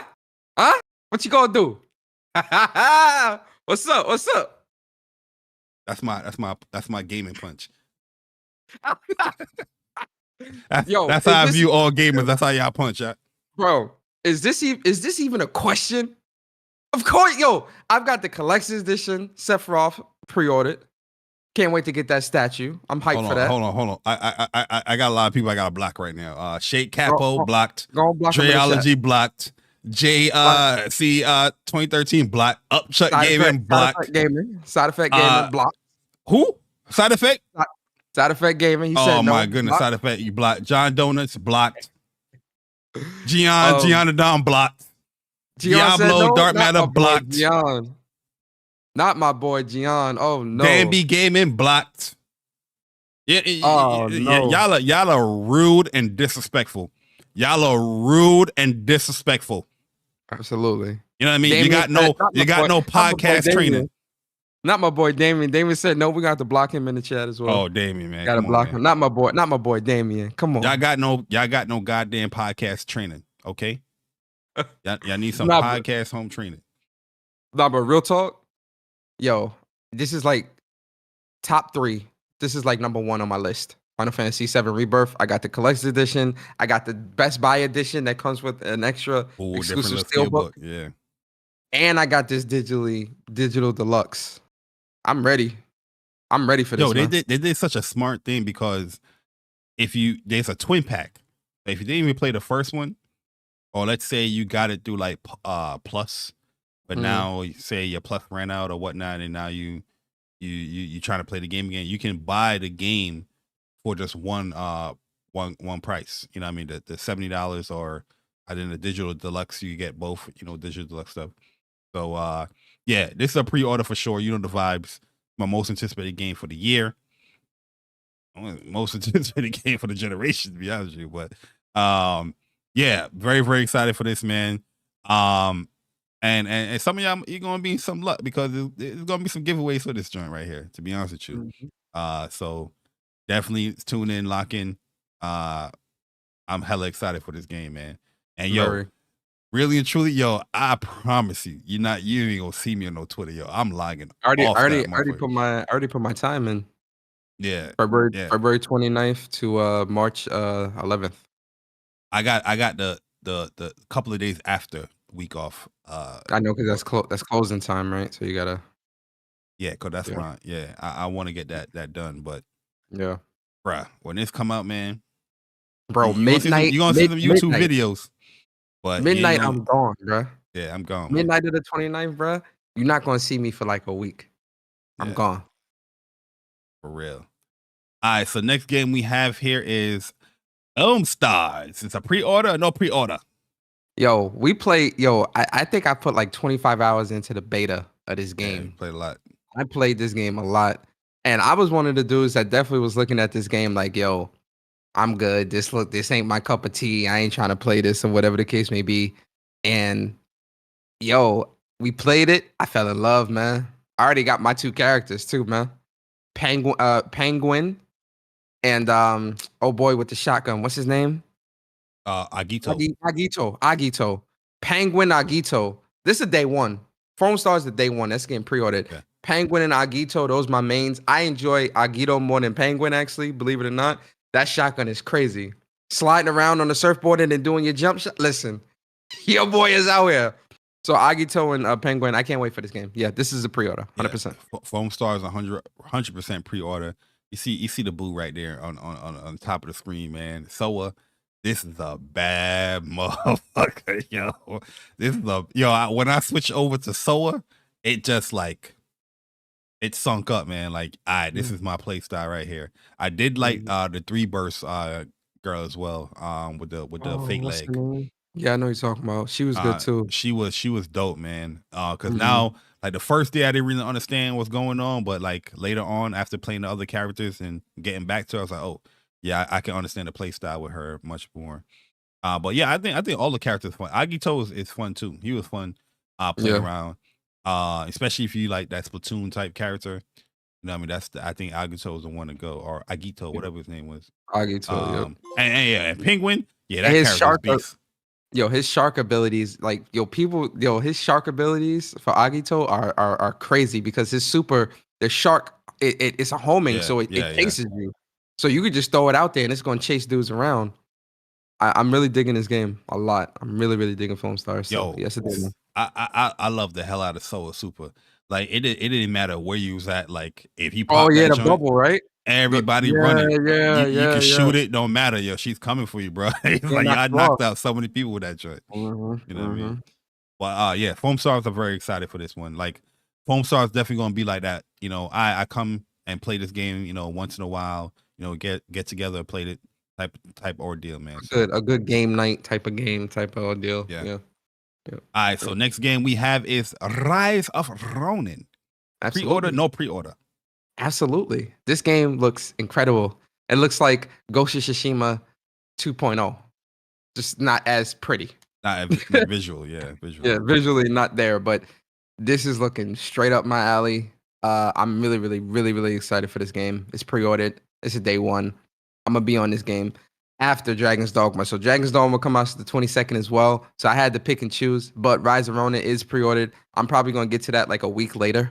Because I'm definitely no life in Dragon's Dogma 2 to get to the advanced shop. So yeah, we'll get there. Yo, this is the first game on here. Everybody's in one accord pre-ordered. Yeah, this is good, man. This is definitely a pre-order for me. It's already pre-ordered. Yeah, it just looks good, man. Just the gameplay. Every time I see something about this game, I'm like, okay, this looks cool. This looks like it's gonna be fun to play. It's gonna offer that challenge, which is great.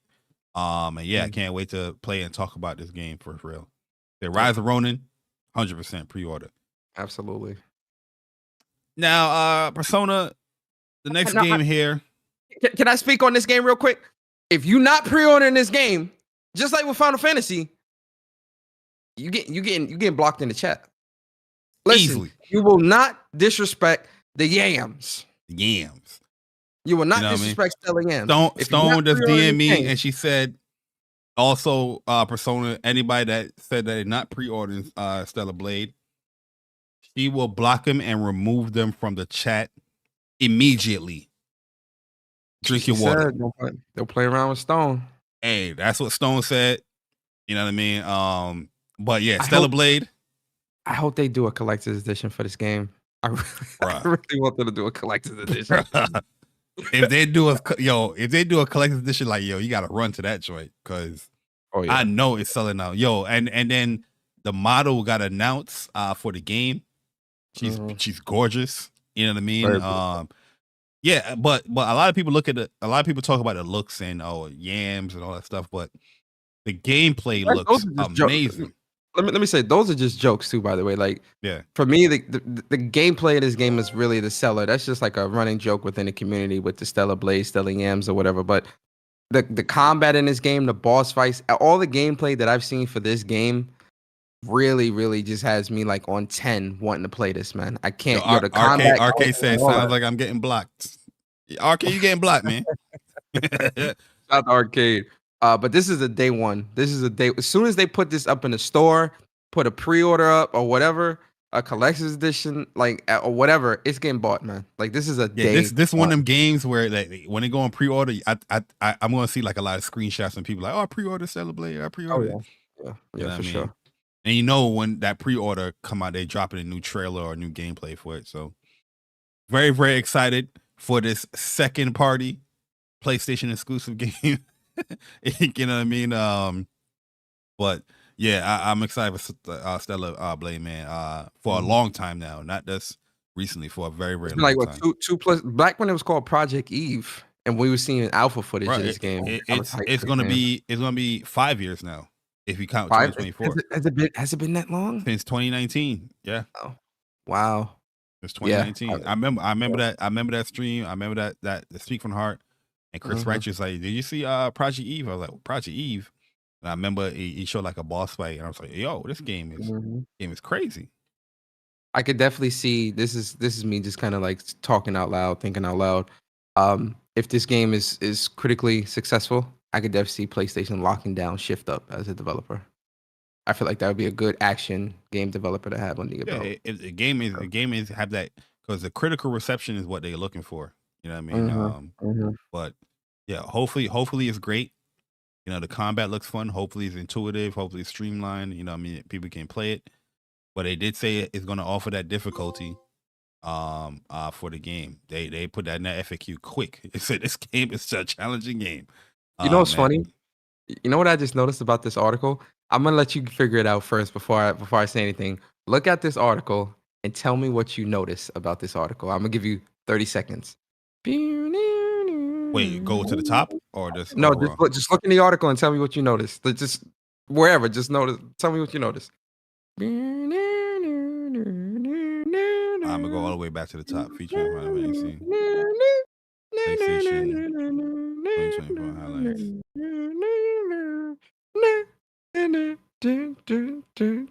Are you done? You ready? Yeah, I don't see it. PlayStation is specifically telling you who is the publisher for all the games that is showing. Oh, And what do you see for the games that's under PlayStation?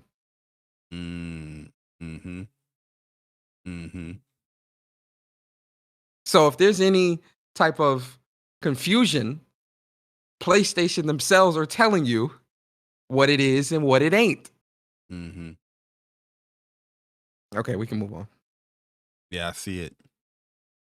Another one that's going to be published from PlayStation, because they own the studio now. Destiny 2, the final shape, the final expansion, Persona. Pre-order, no pre-order. Pre-order, no pre-order. Hurry up and buy.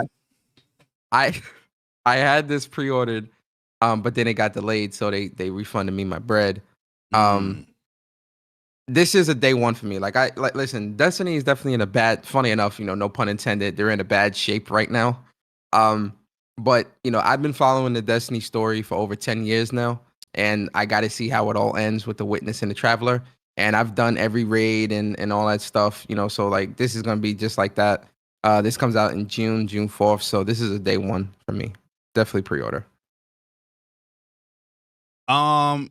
It is not a pre-order, but for me, like I always want to get back into Destiny, but I'm so far behind.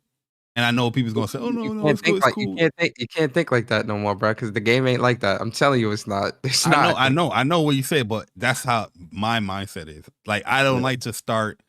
Oh, let me start from here and boom, boom, boom. Nah, I want to know every single intricate detail. That's just how I am. But yeah, we'll see. Because you could get through this. I could get you through the story in like a weekend, bro. Okay, like we could do the story together. See, like, no, I'm not even kidding. That's part of the problem right there. Why I'm not gonna buy it. No, that statement right there. Wait, I can get you through the story. Listen.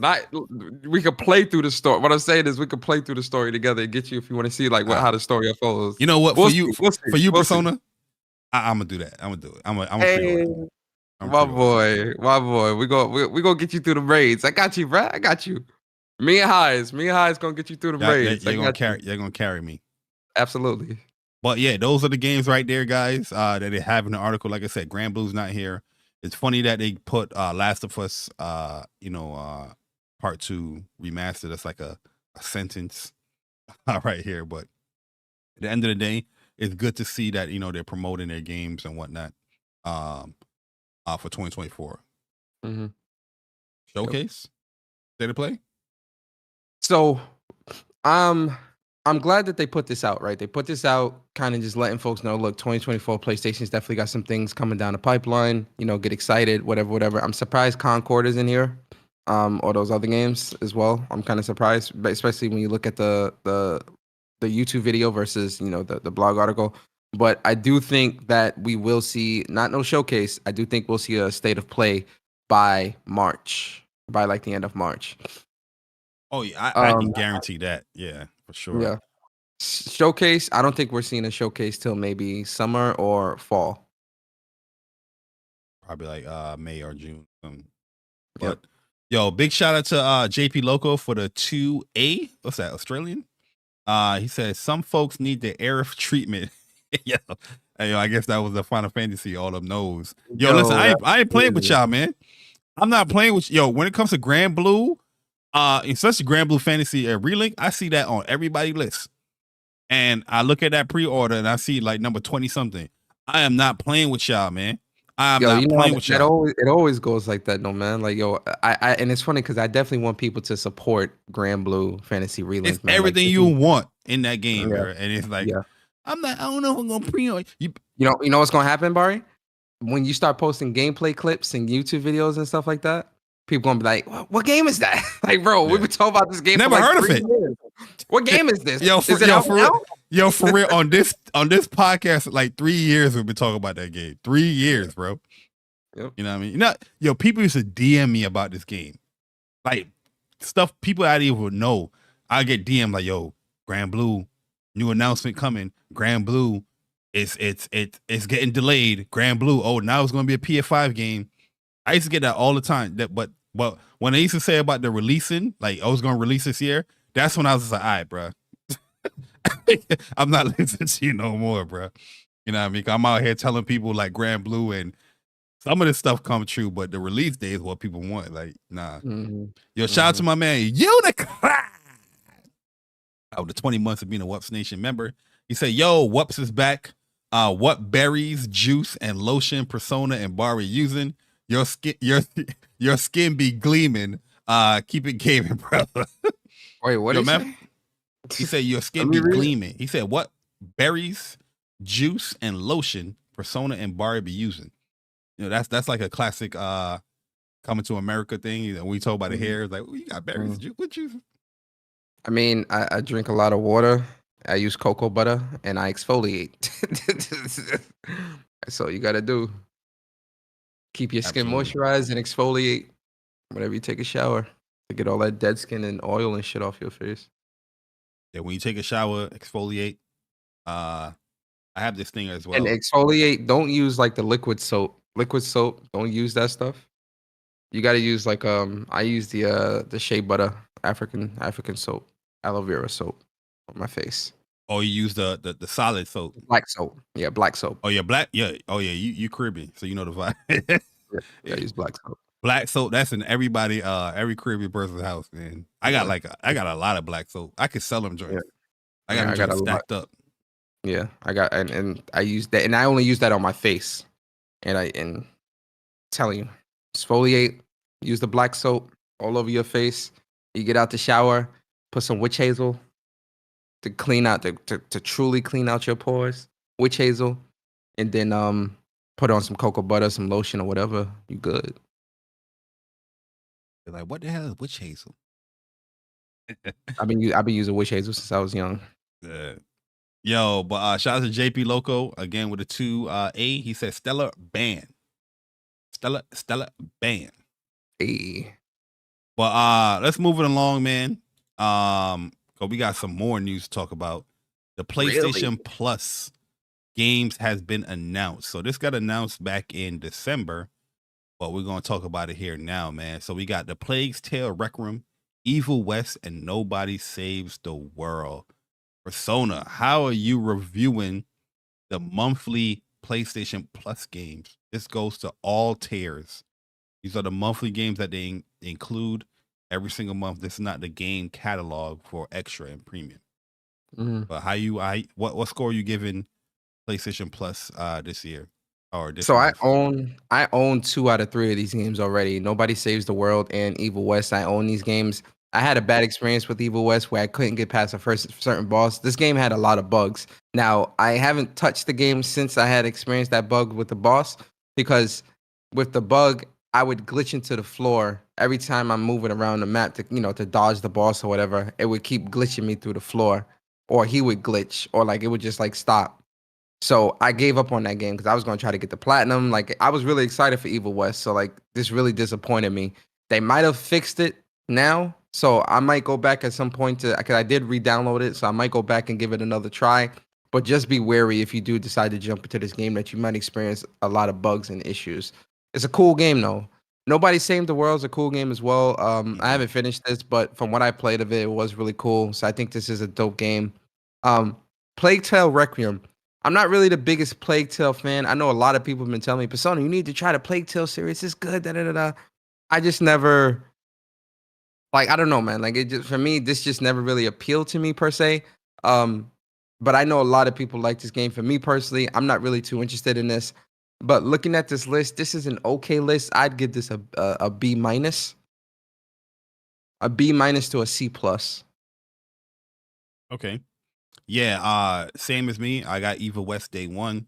I got Nobody Saved the World when it came to PlayStation finally. But I never got into the Plague Tale series. I think the first one was also on Plus. I might have downloaded or added to my library. But I never played it. Nobody Saved the World. I haven't started that game yet. I bought it just to support the developers. Like, hey, yo, PlayStation, you dropped your games like Guacamelee and the other little Vita game that you had to use your finger. I forgot the name of the game, but then you skipped PlayStation 4 and 5 when the game got announced. But it finally came back to the PlayStation. But yeah, super interesting game.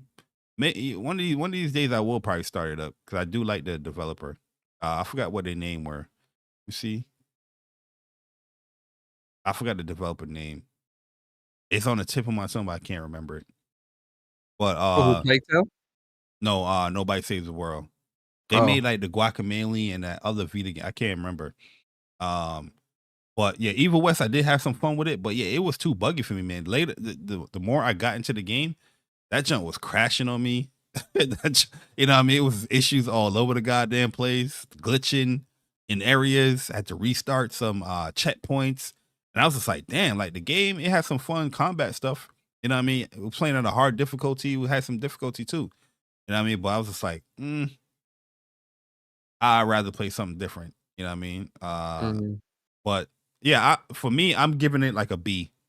I'm giving it a B for the PlayStation Plus game. I might have set a higher score on like on Twitter because I do think these are great offerings. But just thinking back at Evil West, like hopefully it's game fixed. And Plague Tale, I don't really have the interest. It's just more like a objective thing. Like this is a great game to have for the service, but am I personally interested in it? Not really.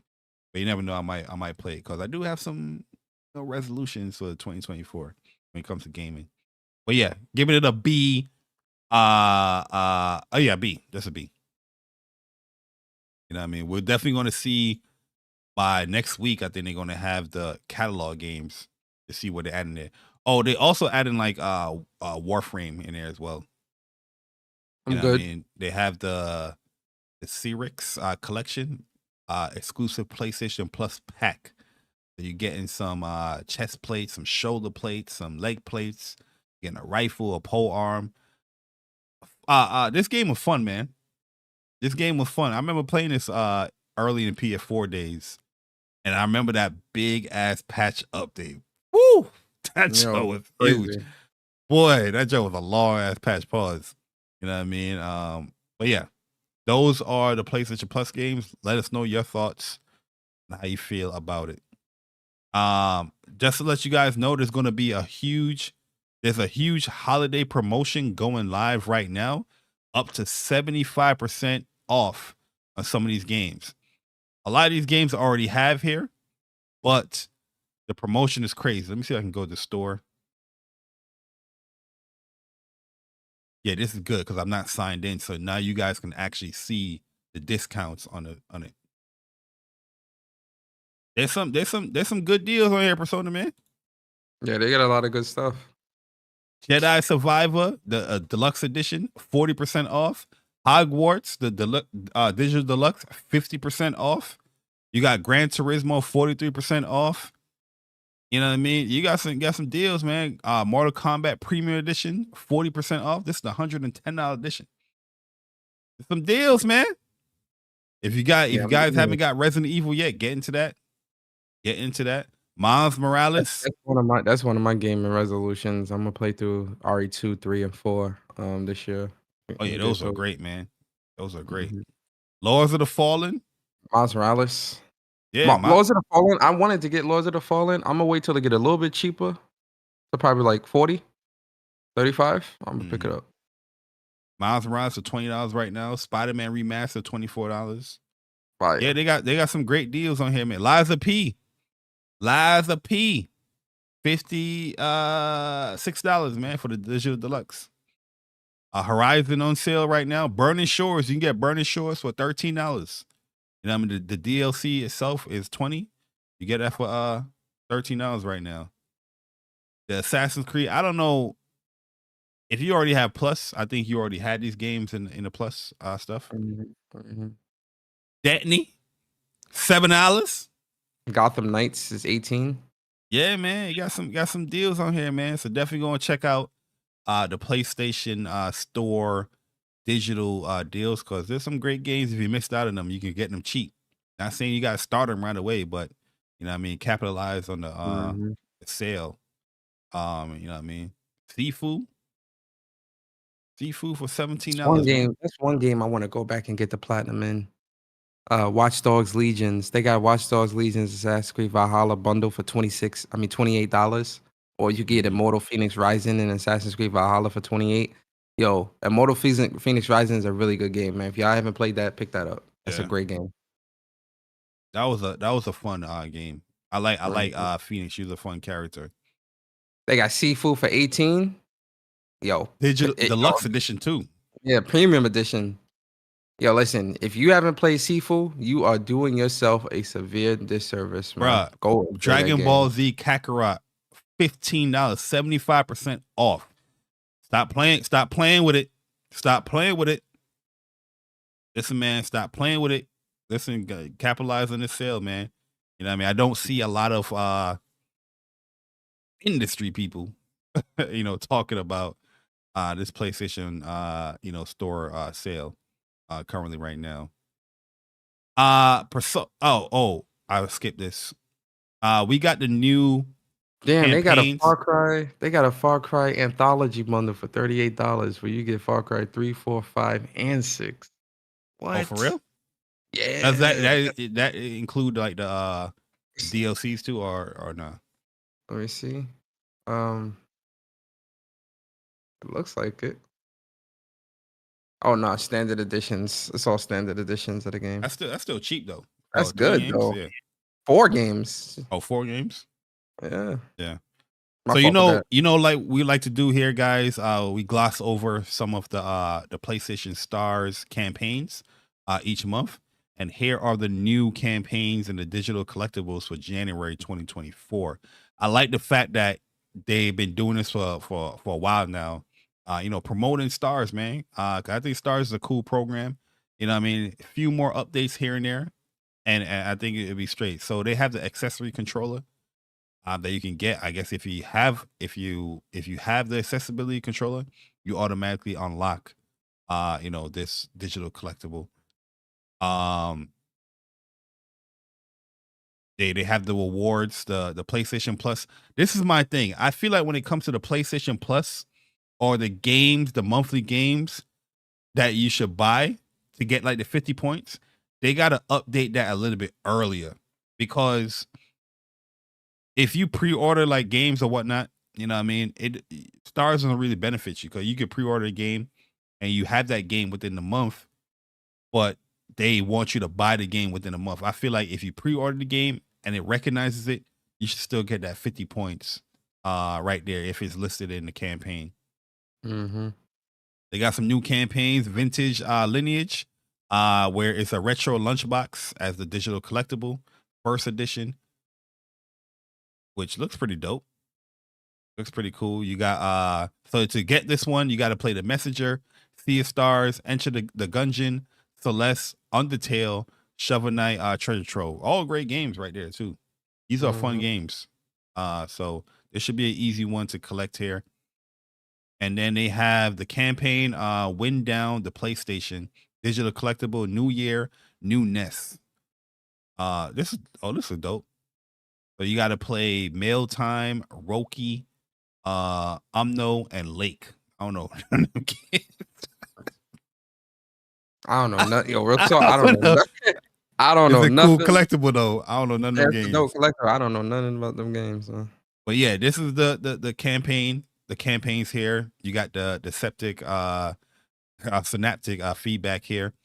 This is called Brain Game. So you play Viewfinder, Super Liminal, The Witness, the Talos Principle 2, Puzzle Spaces, and you get this nice little digital campaign, digital collectible. So yeah, I like that they promote it. There's a few little updates here and there that they can do with stars, and I feel like it will be a great program. You know what I mean? But especially bringing back the trophies where you earn points, I think that would be dope too. Especially like if it's a platinum trophy, like platinum this game within 3 months or something like that, and you get 100 coins. That would be dope, man. You know what I mean? Like add stuff like that into the service, man. I feel. All right, Persona. Something happened last month. I don't know how you want to tackle it. I have it there. You know, when we was doing our little small talks here and there, I said I have it on the list, but I don't know if we're going to talk about it. Where Insomniac, they got hacked and a whole bunch of stuff got leaked out. Here, personally, we're not going to, show any of the leaks, or not even leaks, the information that got put out there. But your overall thoughts as far as like, are you surprised at anything that you saw, or even something that you even want to tackle at this moment in time when it comes to Insomniac? Yeah, so out of respect for Insomniac, I don't think we should delve too deep into that. When it comes to the gaming stuff, I definitely avoided most of that stuff. The things that was unavoidable, like screenshots and stuff like that, I seen like scrolling down my timeline. But I don't, we won't talk about that. In terms of the hack itself, really messed up for that stuff to happen right before the holidays, man, to have people's personal information, be out there, and, for people to kind of try to steal the identities and things like that, man. It's really, really sad to see that stuff happening. And I just hope that, they're able to recover from that fairly quickly and kind of, protect themselves. It sucks that it happened that way. And, I'm just, my thoughts and prayers go out to them. Yeah, like out of respect for Insomniac, because I love Insomniac. I know people's gonna be, upset with us when it comes to this. Like, oh, you guys should talk about news. Like, nah, there's certain developers, certain studios that, like, yeah, I don't wanna disrespect, or that's that mad respect for them. I will say this though, I am very excited for the roadmap from what I saw. I wasn't actively looking for information or whatnot, but some of the stuff definitely came over my way, and I've seen some pictures or whatnot from people that I followed or whatnot, and I would say I'm not surprised at all with what they're doing in the future. It makes complete sense, and I'm very, very excited for it. And I'll leave it right there. But yeah, it sucks that happened to such a great studio. You know what I mean? Like you would like, who would want to target Insomniac? They're very forthcoming when it comes to the community. They've been putting in the most work when it comes to PlayStation, especially this generation. You know what I mean? They update their games. They give you everything that you wanted when it comes to current gen consoles, with frame rates and ray tracing and VRR and machine learn, all the stuff that they put up in there, man. And to target them is just like, really? Like, crazy. Why? Ransom too. Ransom. like what? Yeah. Like, why would you, out of all the developers, why the hell you want to attack Insomniac? They just put out a game. You know what I mean? Everybody told my first party, they put out a big one. Yep. You want to target it? It's crazy. And they've been very consistent. So it's like, it's weird that they would want to target them. But like I said, I just hope that they can bounce back from that. And it just sucks that all their plans and stuff like that are out there now, like to that degree, to that level. Yeah. I see people saying, oh, well, I see people saying stuff like, oh, well, if it was any other leaks, then, people wouldn't be talking like this. It's like, bro, it's not a leak. It's a hack. 1, 2, the level of information that's out there far exceed that of a leak. This isn't a leak. Like, it would be different. It's like, oh yeah, leaked screenshots or some stupid shit like that. No, this is entire builds, dev builds, and all this other crazy. No, it's not a leak, man. Yeah, a leak is like the developer or somebody in the know that works for the studio or part of the company is putting information out there. It got leaked. This is a straight hack. You know what I mean? But even if that's what people are saying, so and what? So who cares? Everybody have their biases. Biases. You know what I mean? Everybody have their, their preferred, developer or even platform that, like, yeah, when it comes to certain things, yeah, they're not going to have the same type of energy that, you would have for anybody else. And for me, when it comes to Insomniac, it's like, yeah, they've been delivering on all aspects of what I want from PlayStation. And why would I, especially if they ask fans to be like, I don't share any of the information, why would I continue to share the information anyway? You know what I mean? Especially if it's a studio that I respect. Exactly. But Persona, we got some bad news though, man. Uh-oh. And that's putting this blog article up. I don't even want to read it, to be honest with you, but you're gonna have to. But I really don't want to. I will be honest with you, man, because this hurt. This hurt. You want me to read it? I don't even want it to be read. All right. Nah, obviously we got to, because we got to put the news out there. You know what I mean? But how I feel, I read this article like 20 times already, man. I was like, yo, come on, man. So I might stop, but let's get the information out there. Naughty Dog, they put out a blog saying that Factions or The Last of Us Online is canceled. So they said, we realize many of you have been anticipating the news around the project that we've called The Last of Us Online. There's no easy way to say this. Oh my God. Not like this. Not like this, man. We've made the incredibly difficult decision to stop development of that game. We know this news will be tough for many of you, or for many, especially our dedicated Last of Us Factions community, who have been following our multiplayer ambitions ardently. We're equally crushed. Oh my God. Oh my God. Oh my God. Are you equally crushed? All right, let me stop. No more ad-lib. We're equally crushed at the studio as we are looking forward to putting it in your hands. We want to share with you some background on how we came to the decision. Before we get to the background, Persona, initial thoughts, first two paragraphs. I know you play Factions way more than I do, so I know this hurt. Well, let's see initial thoughts, man. Initial thoughts? This is bullshit. Yo, man.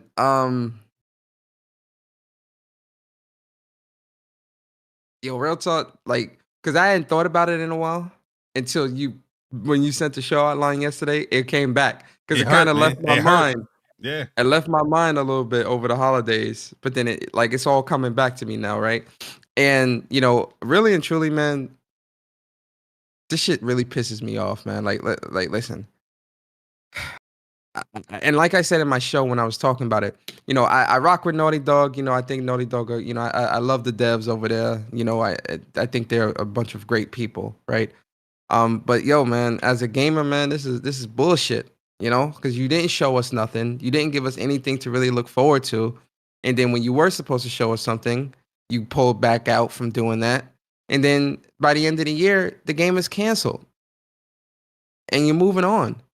And it's like, I feel like there could have been and I keep saying this, they could have at least given us like a small little piece of a multiplayer. Especially if you're putting out this remaster, you could have at least incorporated 2-player and New Return as a co-op experience. Something. Yeah, put some multiplayer in No Return. Yeah, or something like that, man. To kind of like, to make it up to you type of thing. But what else? What can you say? What can you do? Like it is what it is, man. I'm pissed off. Yeah, this was like crushing news.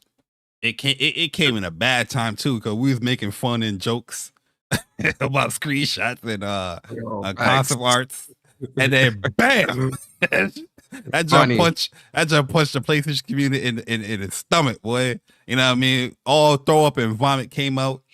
Spit, saliva, everything came out, boy. After this news, like what? You know what I mean? But they said this. They said the multiplayer team has been in pre-production with the game since we're working on The Last of Us Part 2. So that's confirming that they've been working on this since The Last of Us Part 2, even though multiplayer was not in The Last of Us Part 2.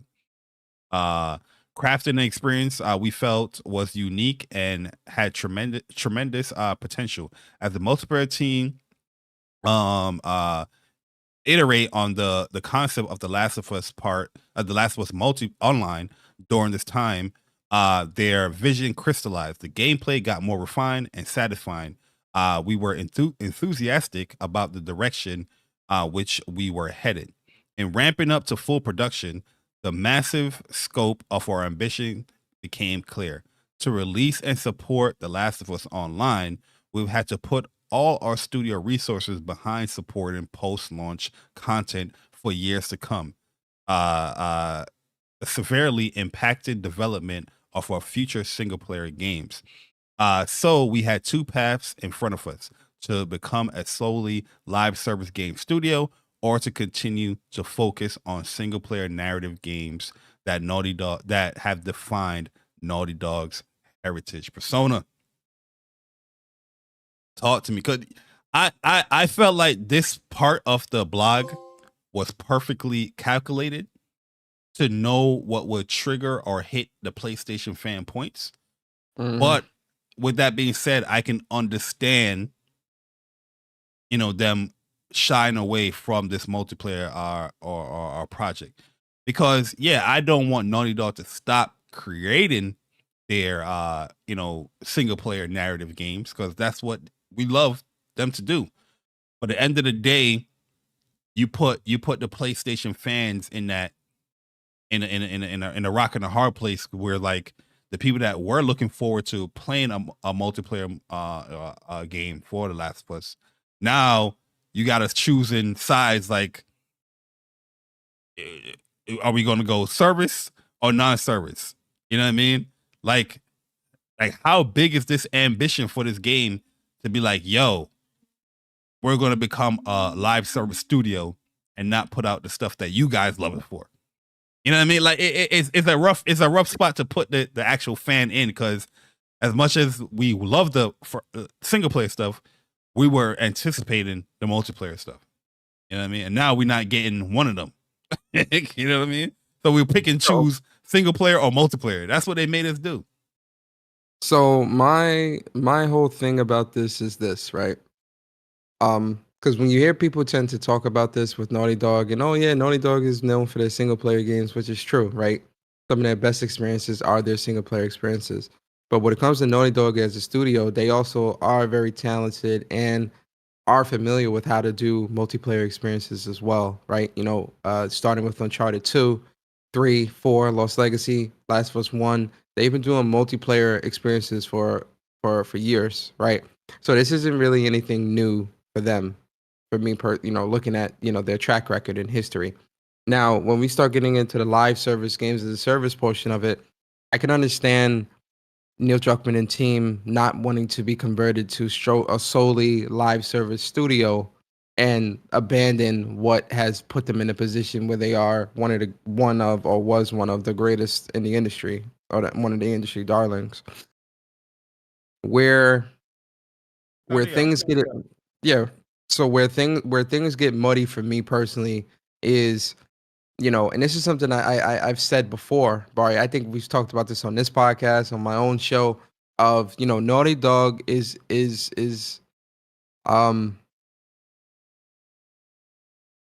them having to be greater than the last project is what's going to be very crippling to them when it comes to what they do in the future, because there's always going to be this idea of you have to outdo what you've already done. And so when I look at the Last of Us Factions 2 project, I look at that as them kind of doing too much. And maybe that might have been at Sony's request or PlayStation's request. Who knows? Like we don't know the backroom dealings of what's going on, but I do feel like, and I said this on Twitter, sometimes less is more. And a lot of people that went over a lot of people's heads. But essentially, what I was trying to say with that was, we didn't need, especially for the hardcore factions community that's been like waiting. We didn't really need it to be this massive, crazy thing.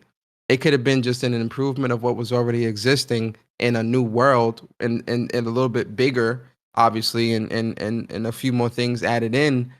And I think a lot of people would have been happy with that, right? I will say this before you continue. Like, I agree with you. We didn't need this overly ambitious title. But with that being said, they didn't explain what the ambitions or what was being added to the game. They just gave us a very vague, ramping up in full production, massive scope of our ambition became clear. Like, okay, what is it? Let us know so we can like. And I think that's why anything we say won't be accurate, because we don't know what it is. So all we can really do is. But that's how you build that good rapport, because now you can have a back and forth dialogue with the fans. Okay, this is your ambition. Understand that you're a developer, you want to include that. But okay, here's what we want. Can you work with us? But I don't know how. Even though it was vague, they still kind of they told us there was gonna be like a story, its own story attached to it, and all these other different things. And I'm like, I just want some PvP. There was talks of like a battle royale or something like that. I remember like rumors or whatever. I just want a PvP mode. They spoke about post content. That's what I'm trying to figure. Like, okay, so what is the ambition? Give me an example of what you're doing post content. Yeah, I'm just a gamer. Nothing really I can do about that. But I think that would be proper feedback to, or that would be more transparent to the fans, so we can give proper feedback than us just being, we're just assuming what they was thinking or going off a rumor what they was doing. You had this opportunity to actually let us know, rather than being vague. That's my biggest like critique. And I think that's where I think from that perspective, I think that's where they messed up, because they were I feel like they were too secretive. They were too tight-lipped. Because listen, I get it, man. I remember with Neil Druckmann, when he had the interview with Washington Post and he was talking about, we'll announce things when we're ready and they're comfortable and all that stuff, which I get. But the cat was already out the bag and you still hadn't given us nothing. You feel me? So it's like, you too secretive, you're too tight-lipped. It's like, you got to let some things out. We still don't know what this game was. What's the ambition? That's what I'm saying, bro. Like, we got a concept art where we can assume what it was, but this is the perfect time to let the fans know. That's what pisses me off even more. Especially if you cancel the game. Yeah, that's what pisses me off even more, because it's like, at least if we've seen what it was, we could have said, yeah, I could see how something like this could get canceled, or no, they don't want to move away from it. All we really have is their word and nothing really tangible to go off of. And it's just, it pisses me off even more, because I'm like, look, I agree that I wouldn't want you to be a live service studio.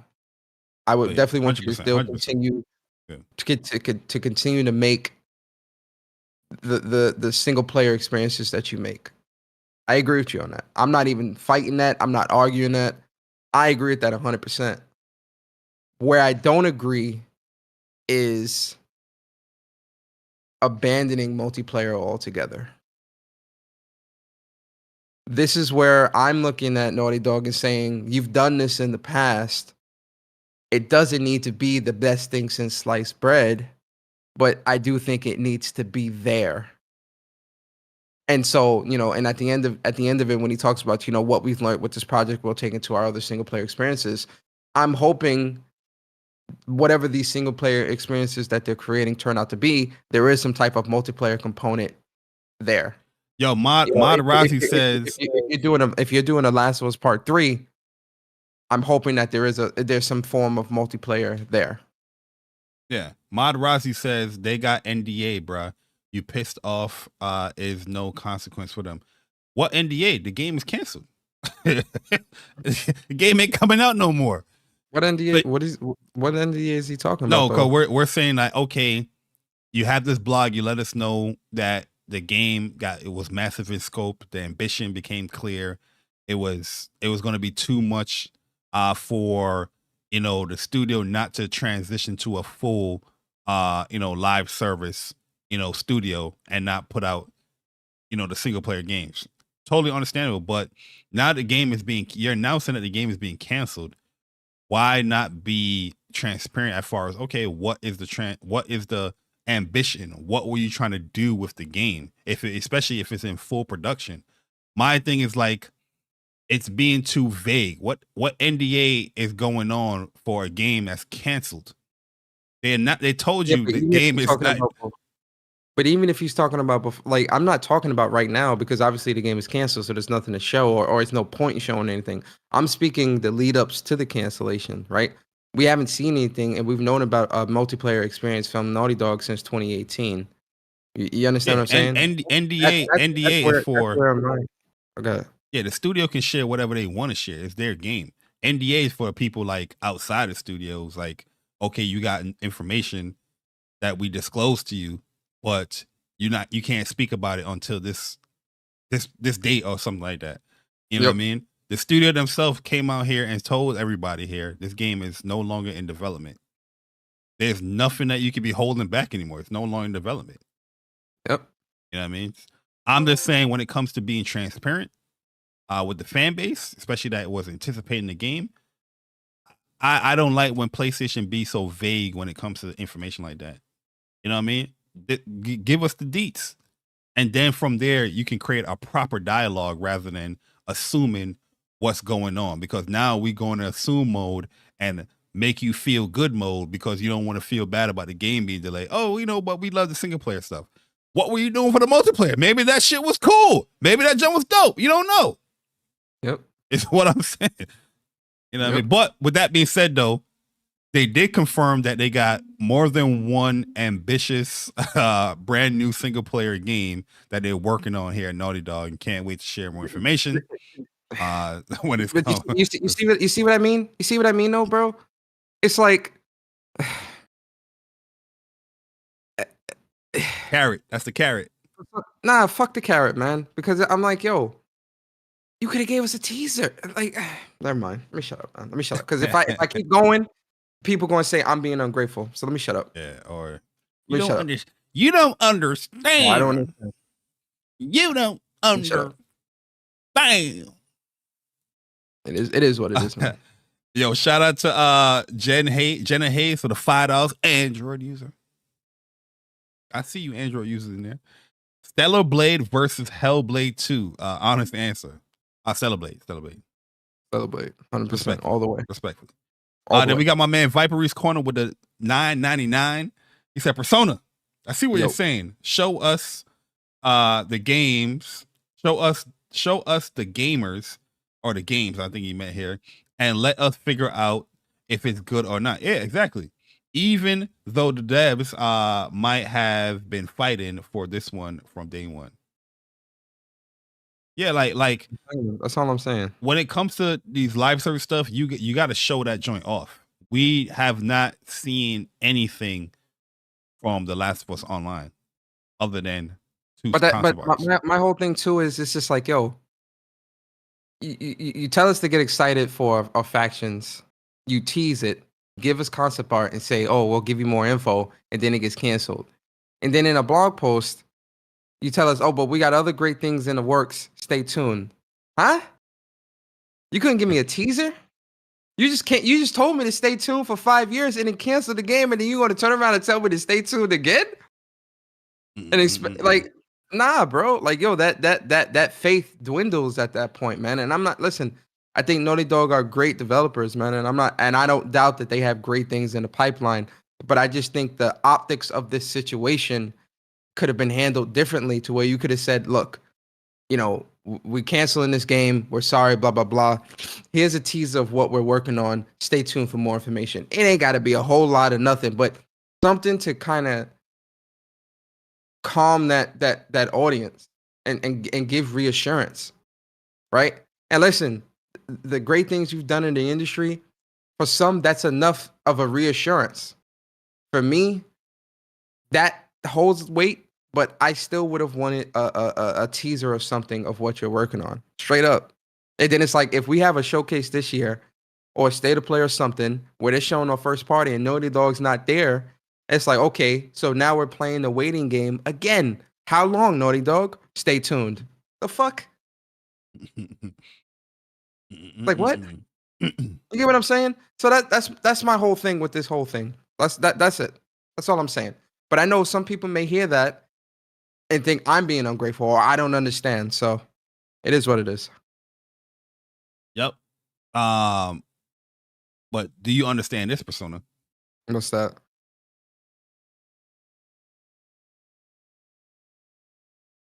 Ben Studios out here cooking. Oh my god. So the New Year's have hit Ben Studios. They said, hey, what's up, everyone? Everybody good? Everybody right? Everybody has some good food? Everybody has some good drinks? And then we have somebody here named JD. He said, what's up? How's that new IP going? They said, they cooking, boy. How you feel about that, man? Ben Studios actively saying they are cooking in the studio. Cooking ramen noodles, you cooking steak, you cooking chicken, you cooking stir fry. That's like coming home from a long day of work and your wife is cooking. And you ask, oh, that smells good. What you cooking? Stay tuned. What the fuck? Okay. Stay tuned till when? Stay tuned. So you can't tell me when dinner's ready? It's ready when I'm finished. Absolutely not. What? Like, yo, I'm good, bruh. We cooking, man. I got some faith in Ben. Listen, I got a lot of faith in the first party studios, but listen, I don't know if they were trying to be funny or they're actually being serious when it comes to that whole cooking quote. PlayStation fans right now is looking at that we're cooking. It's not a good thing because the last time the game that you said was cooking, we just spoke about, is canceled. You know what I mean? So, hey, listen, I love Ben Studio, man. I love these studios, man. Like, and shout out to our boy Rob. You're probably listening in the chat, Rob. You know we rock with you, rock with Ben. It's not really. It's just like the whole optics, man. I'm looking at optics. Really, just looking at the optics of everything. Where I'm just like, I don't know, man. Like certain things like that, I hear that, and I'm just like, what the fuck does that mean? Yo, you ever been in church, right? Sunday service, you know what I mean? It's this the late afternoon service too. Everybody is tired, you're chilling, you know what I mean? You're listening to the pastor or whatnot, and then something just hits your nose. Grandma downstairs, you know, sister Annabeth downstairs, they cooking up something mean downstairs in that kitchen over there after that church service. And by the time you smell that food that they cooking up, what happened? Your stomach start going, blah, blah, blah, blah, blah, blah. You know what I mean? As soon as you smell that food, like, damn. You know what I mean? So when you say stuff like you're cooking, listen, man, we gotta see that food, man. Cause when we smell that, when we you know, we start getting hungry. We hungry, man. We are hungry.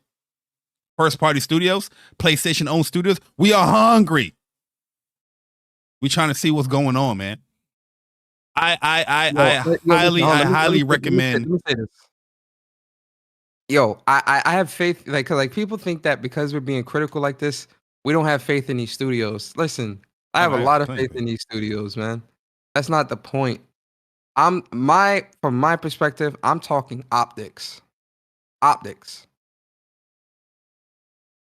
The optics of the situation right now, Optic blocks.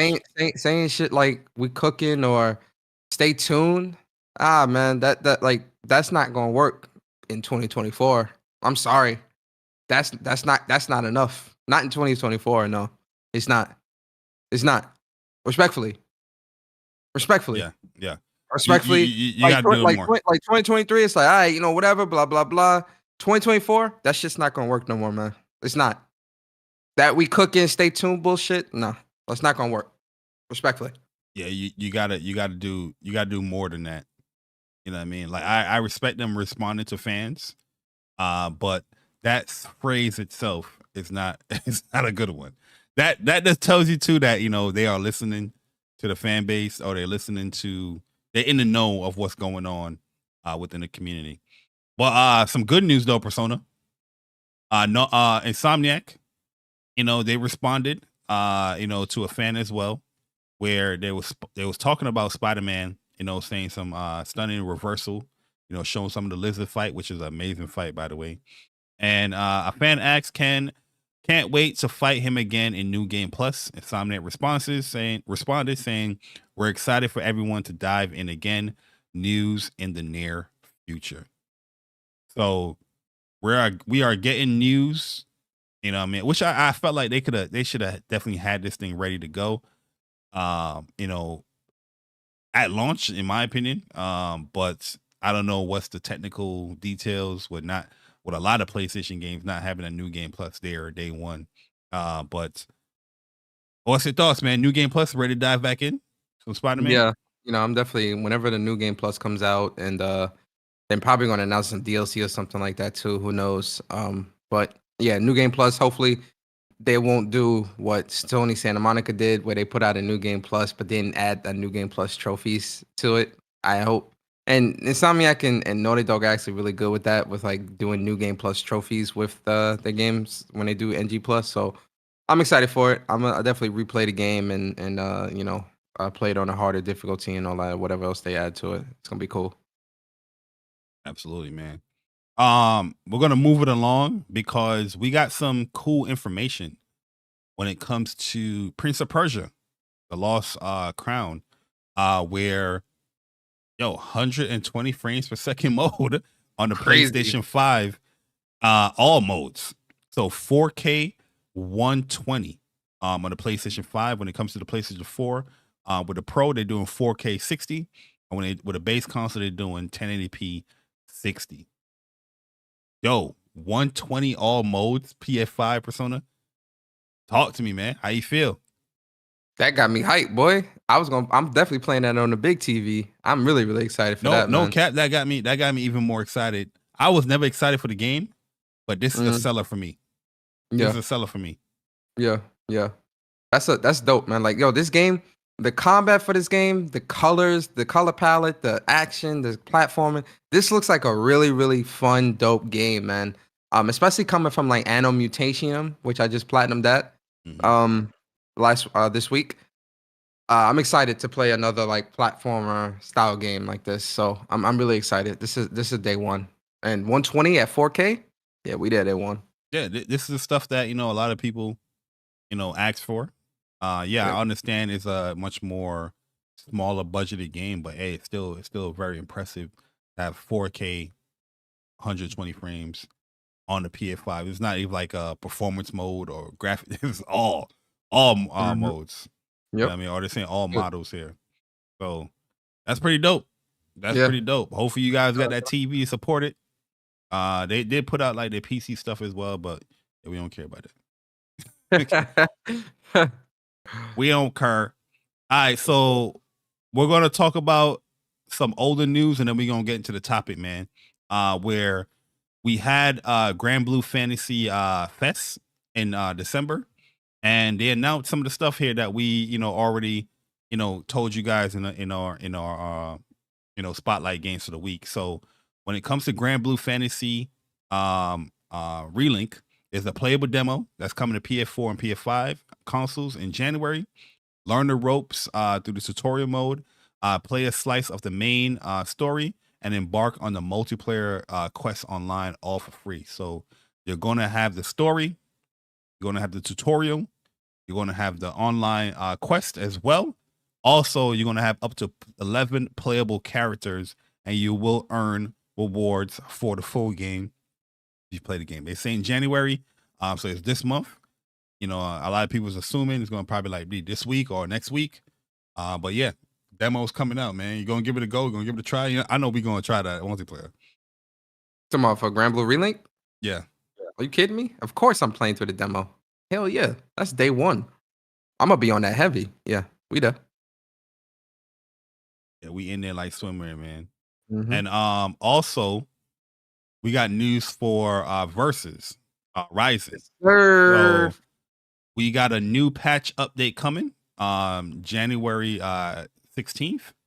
This is the 1.10 update. This is not going to be a balanced patch, but this patch includes new DLC playable character Lucilius, new stage, the feed wrench. We got a new battle pass round, so they've been adding like little battle pass since like the last game, where you can unlock stuff for free, or you can only pay a little stuff, whatever. You got a quality of life update. We're spectating in the lobby matches. So before, when you went into the open lobbies, you couldn't spectate anybody playing, but now they're adding that in this new update as well. In battle bug fixes, no balance adjustments they're saying here, and little minor tweaks here and there, you know, to fix the game up. So how you feel about, you know, that announcement right there? Lucilius looks pretty dope.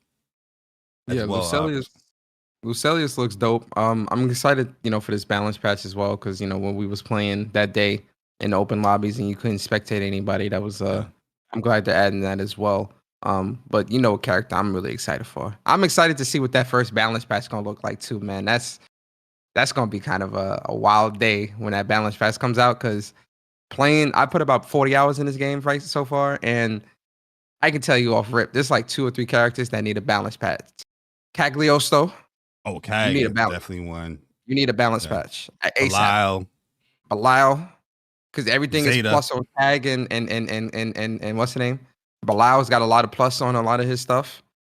Zeta is very tough. Zeta, she need. I'm gonna she need a upload a balance match patch. with Zeta, man. It's annoying, man, to fight that Crazy. character.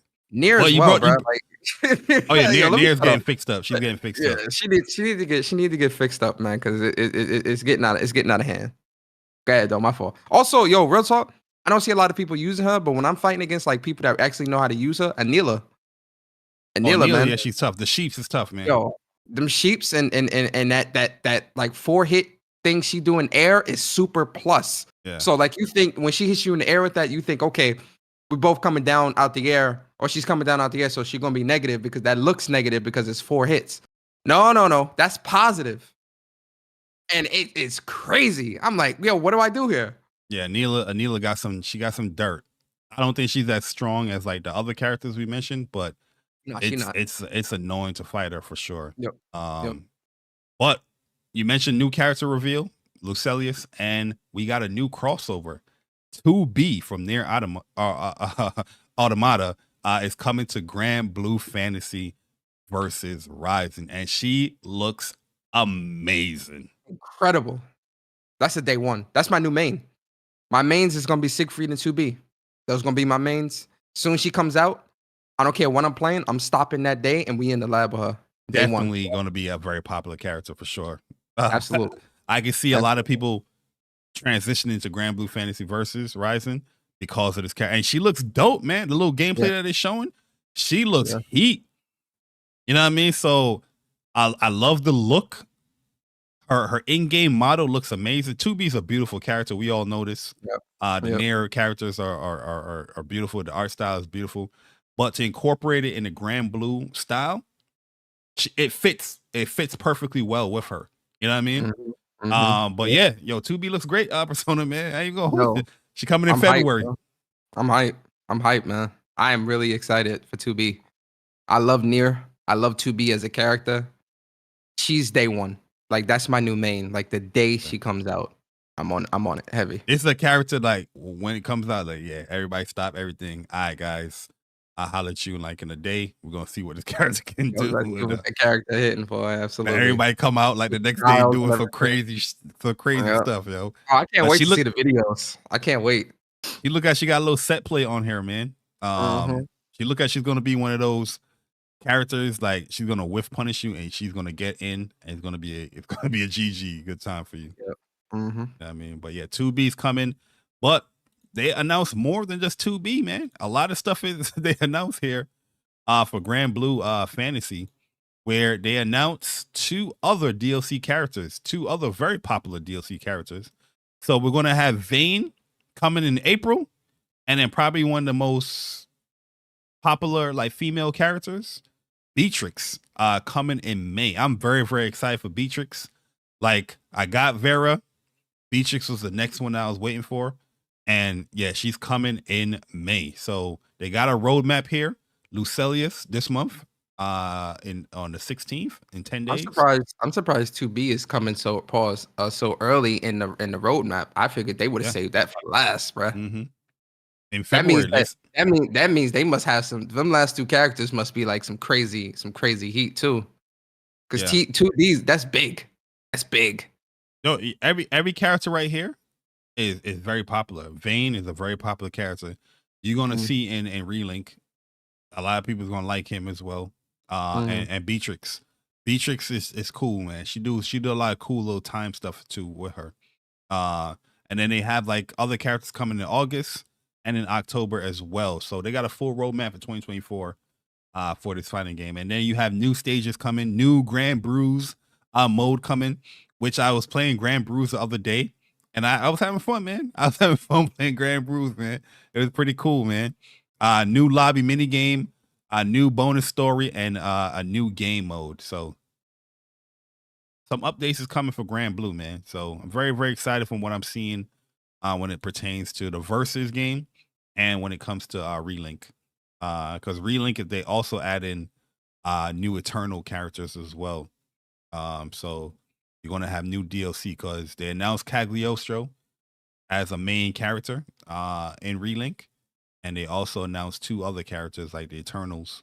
The main dude, I forgot his name, and another Eternal character coming to Relink.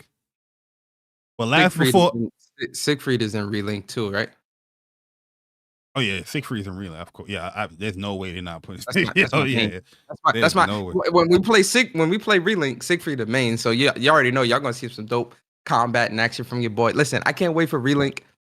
It's gonna be a lot of videos on Relink. Trust me, a lot. Yo, so the last news that we're gonna talk about here before we get into the topics is IGN first.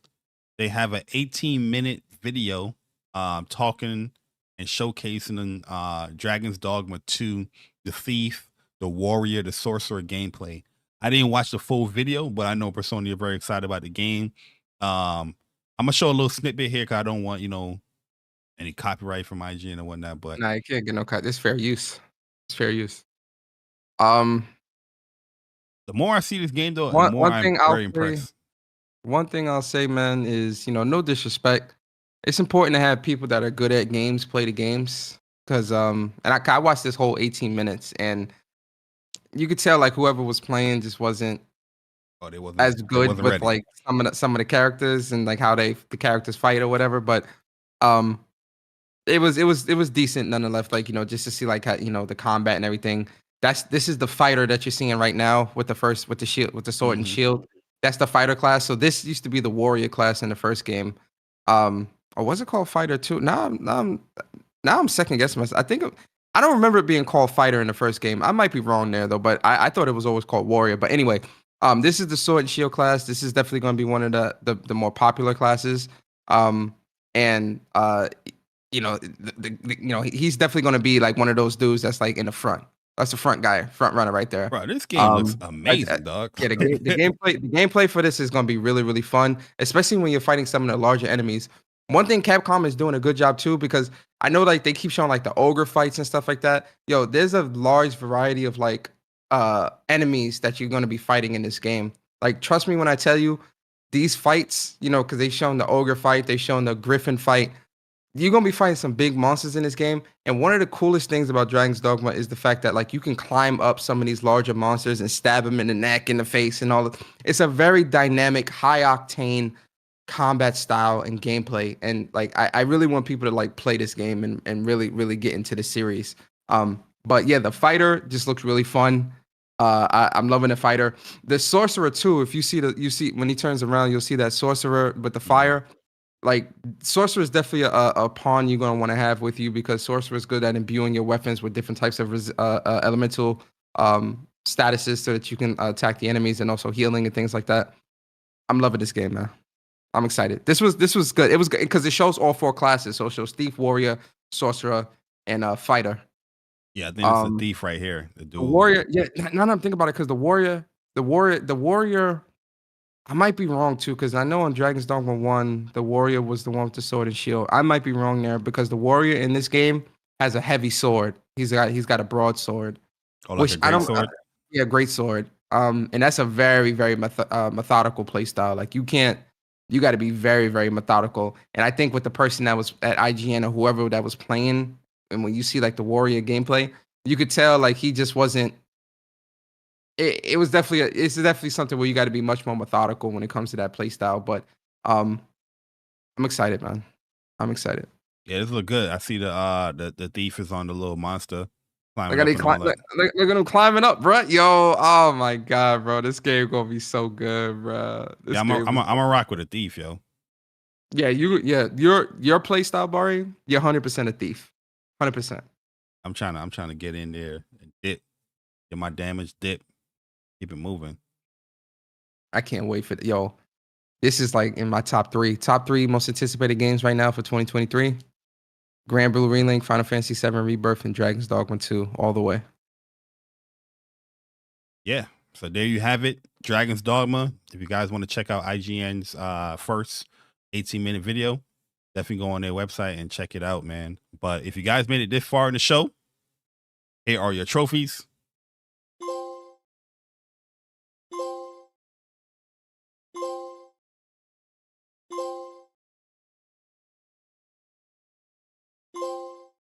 There you go. There you go. So yeah, Persona, we are in the topic portion of the show, guys. You guys can also participate when it comes to the topic. So yeah, let us know your thoughts as well. So I got 2 questions on the topic portion of the show. This is like a collective kind of topic because this is something that we was going to talk about anyway on the first show of the podcast for the year. But 2023 Persona, your overall review when it comes to PlayStation. Persona, listen, before you go, okay, I want the good. I want the bad. I want the ugly. Not ugly. I want the ugly. And the beautiful. Talk to me, man. And, oh, yeah, overall score, review score. All right. Uh-oh. Guys, spoilers. He's giving PlayStation a 6 out of 10. Spoilers. Let's get into it. All right. So PlayStation in 2023, right? I'm gonna say this.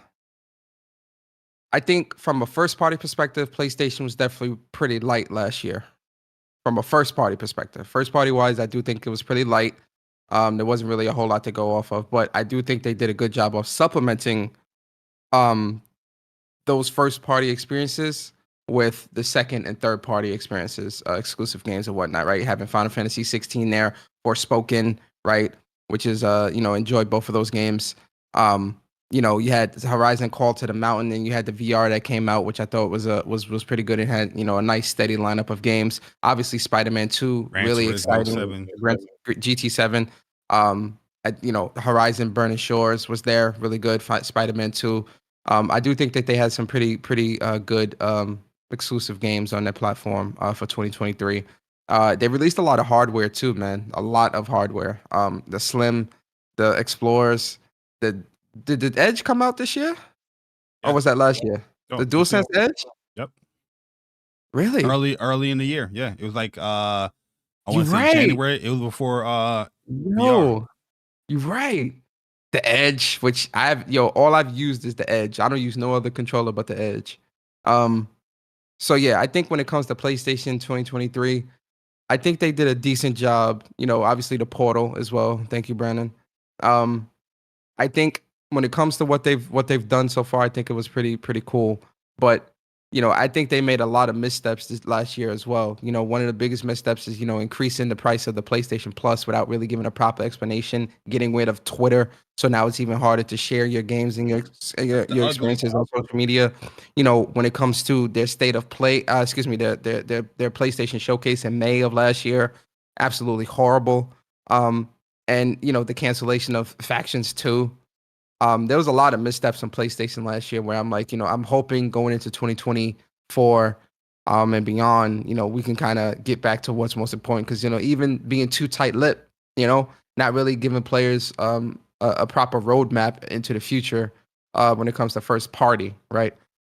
So I do think PlayStation did, a lot of good last year, but I do think they also did a lot of mishaps as well. So for me personally, I'm giving PlayStation for 2023. I'm gonna give them a 7.9 out of 10, about an 8. Copy. Gotcha. Because there's a lot of room for improvement. Now I hear you. Yo, my score is drastically different. I gave PlayStation 2023 any review a 9 out of 10. Reason why I gave it a 9 out of 10 because I thought it was an amazing year for PlayStation because they had a lot of great third-party partnerships. Third-party, exclusive games definitely carried them for sure. But at the end of the day, having those exclusives definitely incentivizes people to go and get a PlayStation or stay within the ecosystem of PlayStation, which is great. I do think first party, they need to communicate more or show what they are making. I understand that's a hard thing to do, especially if you're not ready to show what you're doing. But what happened to concept arts? What happened to teasers? What happened to those things? You know what I mean? First party output was definitely low, but the quality of the content was there. I had a great time with Horizon Call of the Mountain, the VR title. I had a great time with Horizon Forbidden West Burning Shores. I had a great time with Spider-Man, Spider-Man 2. I had a great time. Well, I enjoyed what I played so far of Valhalla because that dropped in 2023 as well. Yeah, the first party stuff, the quality of the product that they put out there, I thought was amazing. Do we need some more? Absolutely, but I'm not expecting 10,000 first party games within a year from first party studios. No, I'm not expecting that either. Like not at all. But I do think that when it comes to like their showcase, I think that's what really is dropping my score lower than what it should be. Because the showcase, that's right. That's why I'm looking at it and I'm just like, yo, you fumbled so bad at that showcase, like so bad, and didn't do a good job of really showing that proper roadmap that it just put my score out of like what I would have normally scored it. Yeah, I definitely agree with that. I think the marketing was kind of weird.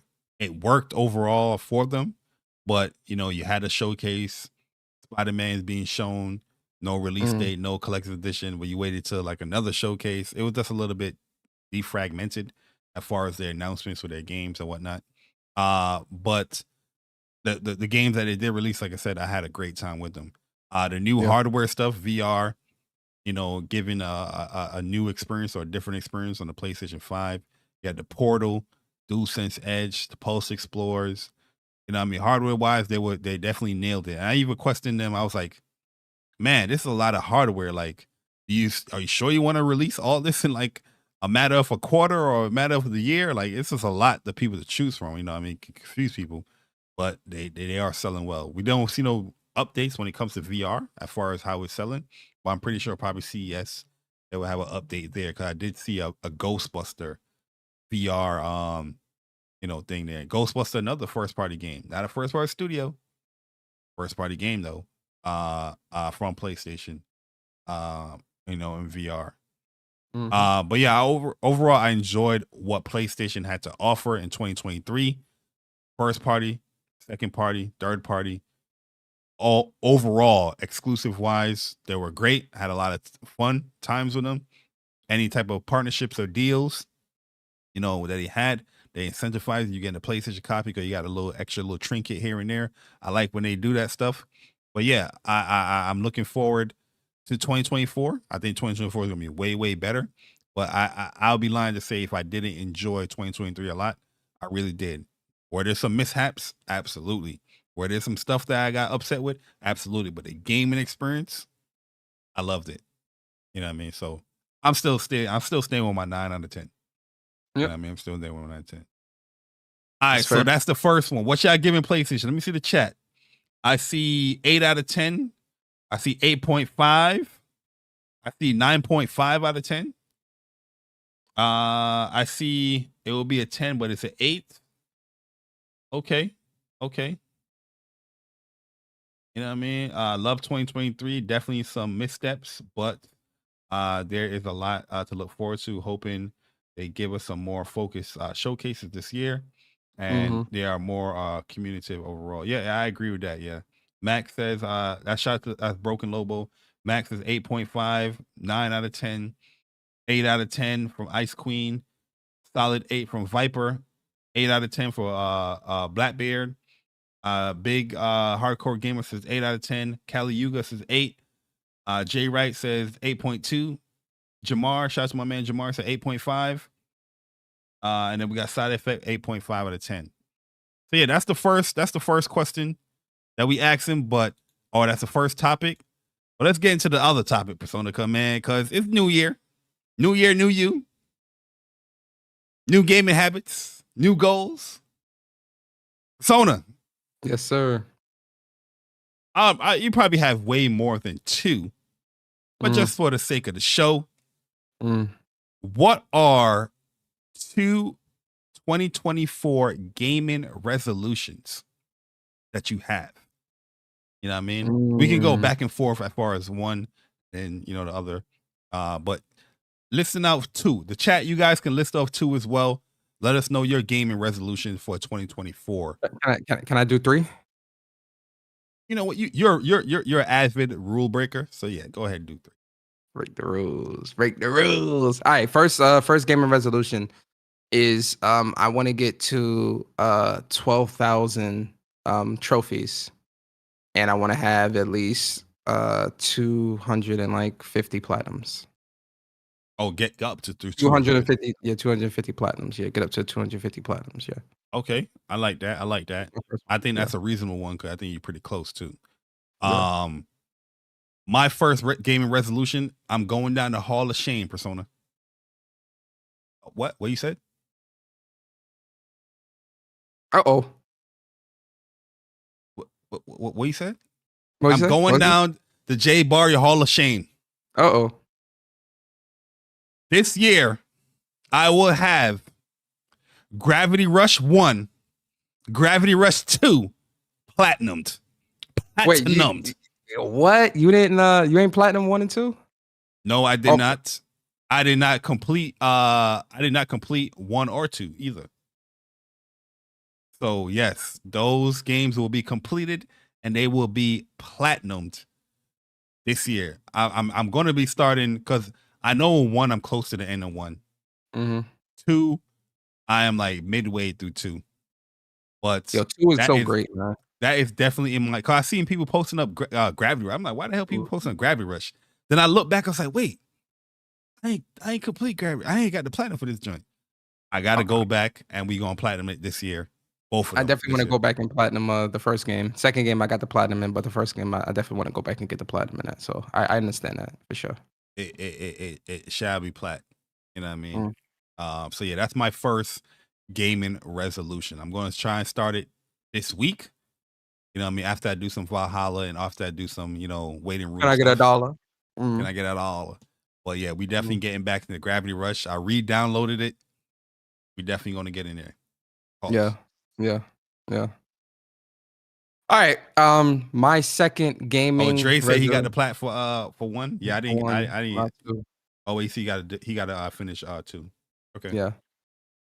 My second gaming resolution, Bari, is I wanna get the platinums for all of the Final Fantasy titles.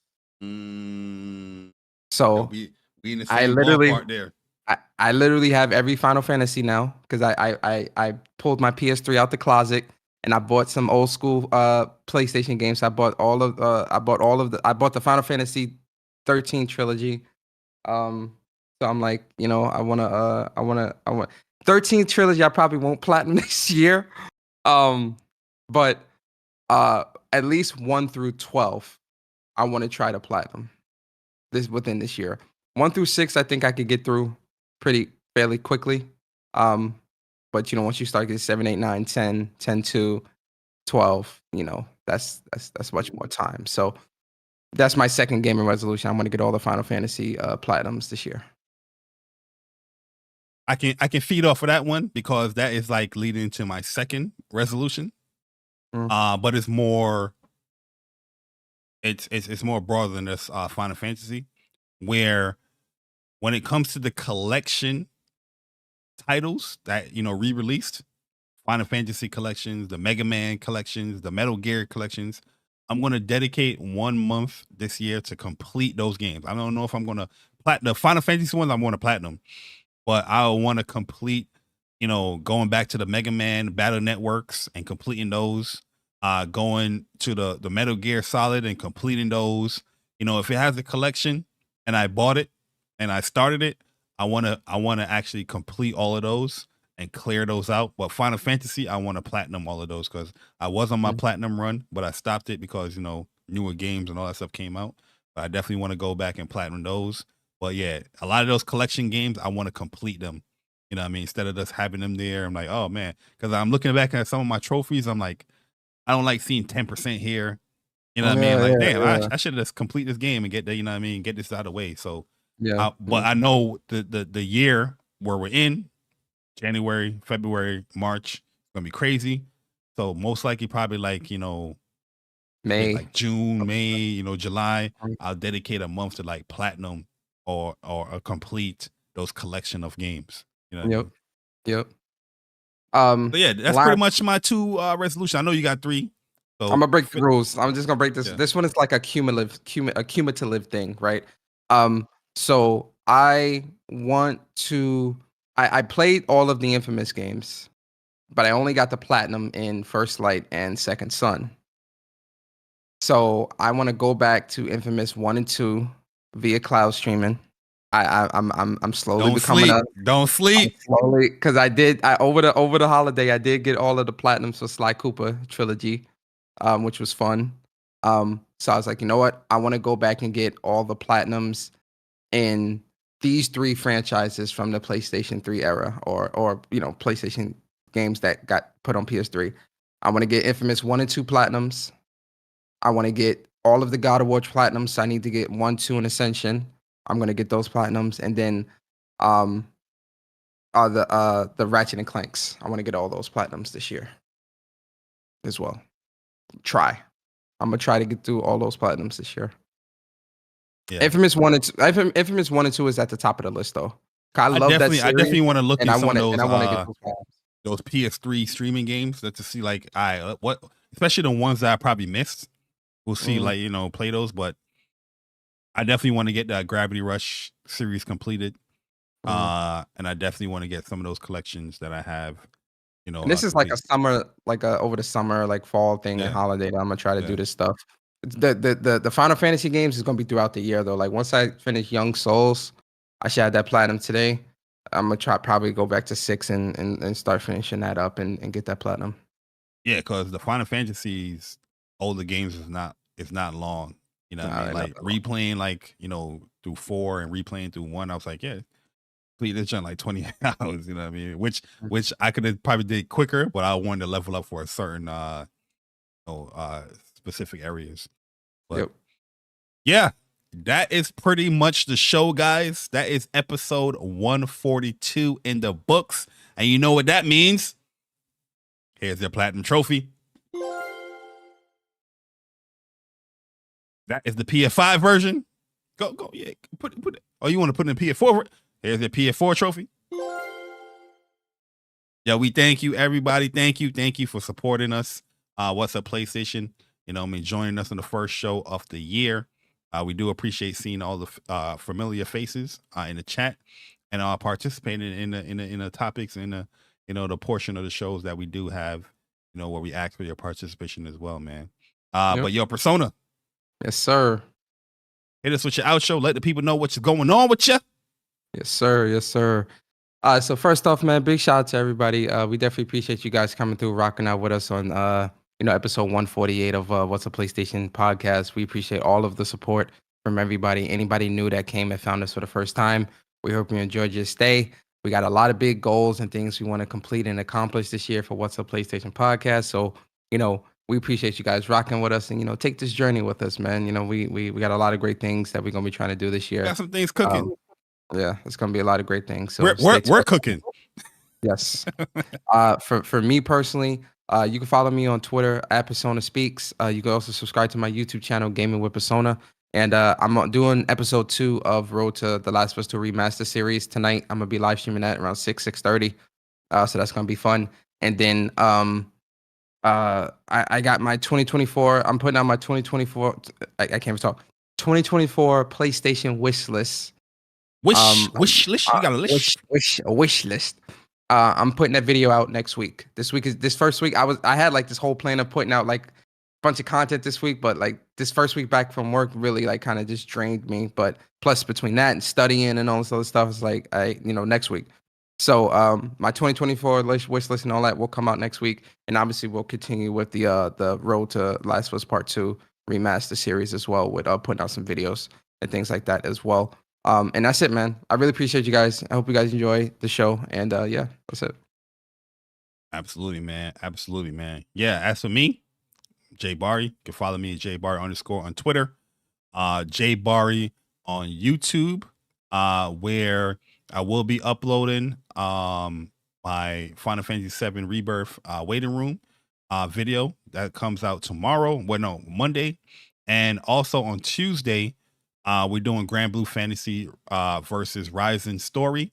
So we're going through all of the chapters in Grand Blue Fantasy Rising, and we're gonna be playing through that leading up to Relink. Hopefully I can finish all the chapters. We'll see.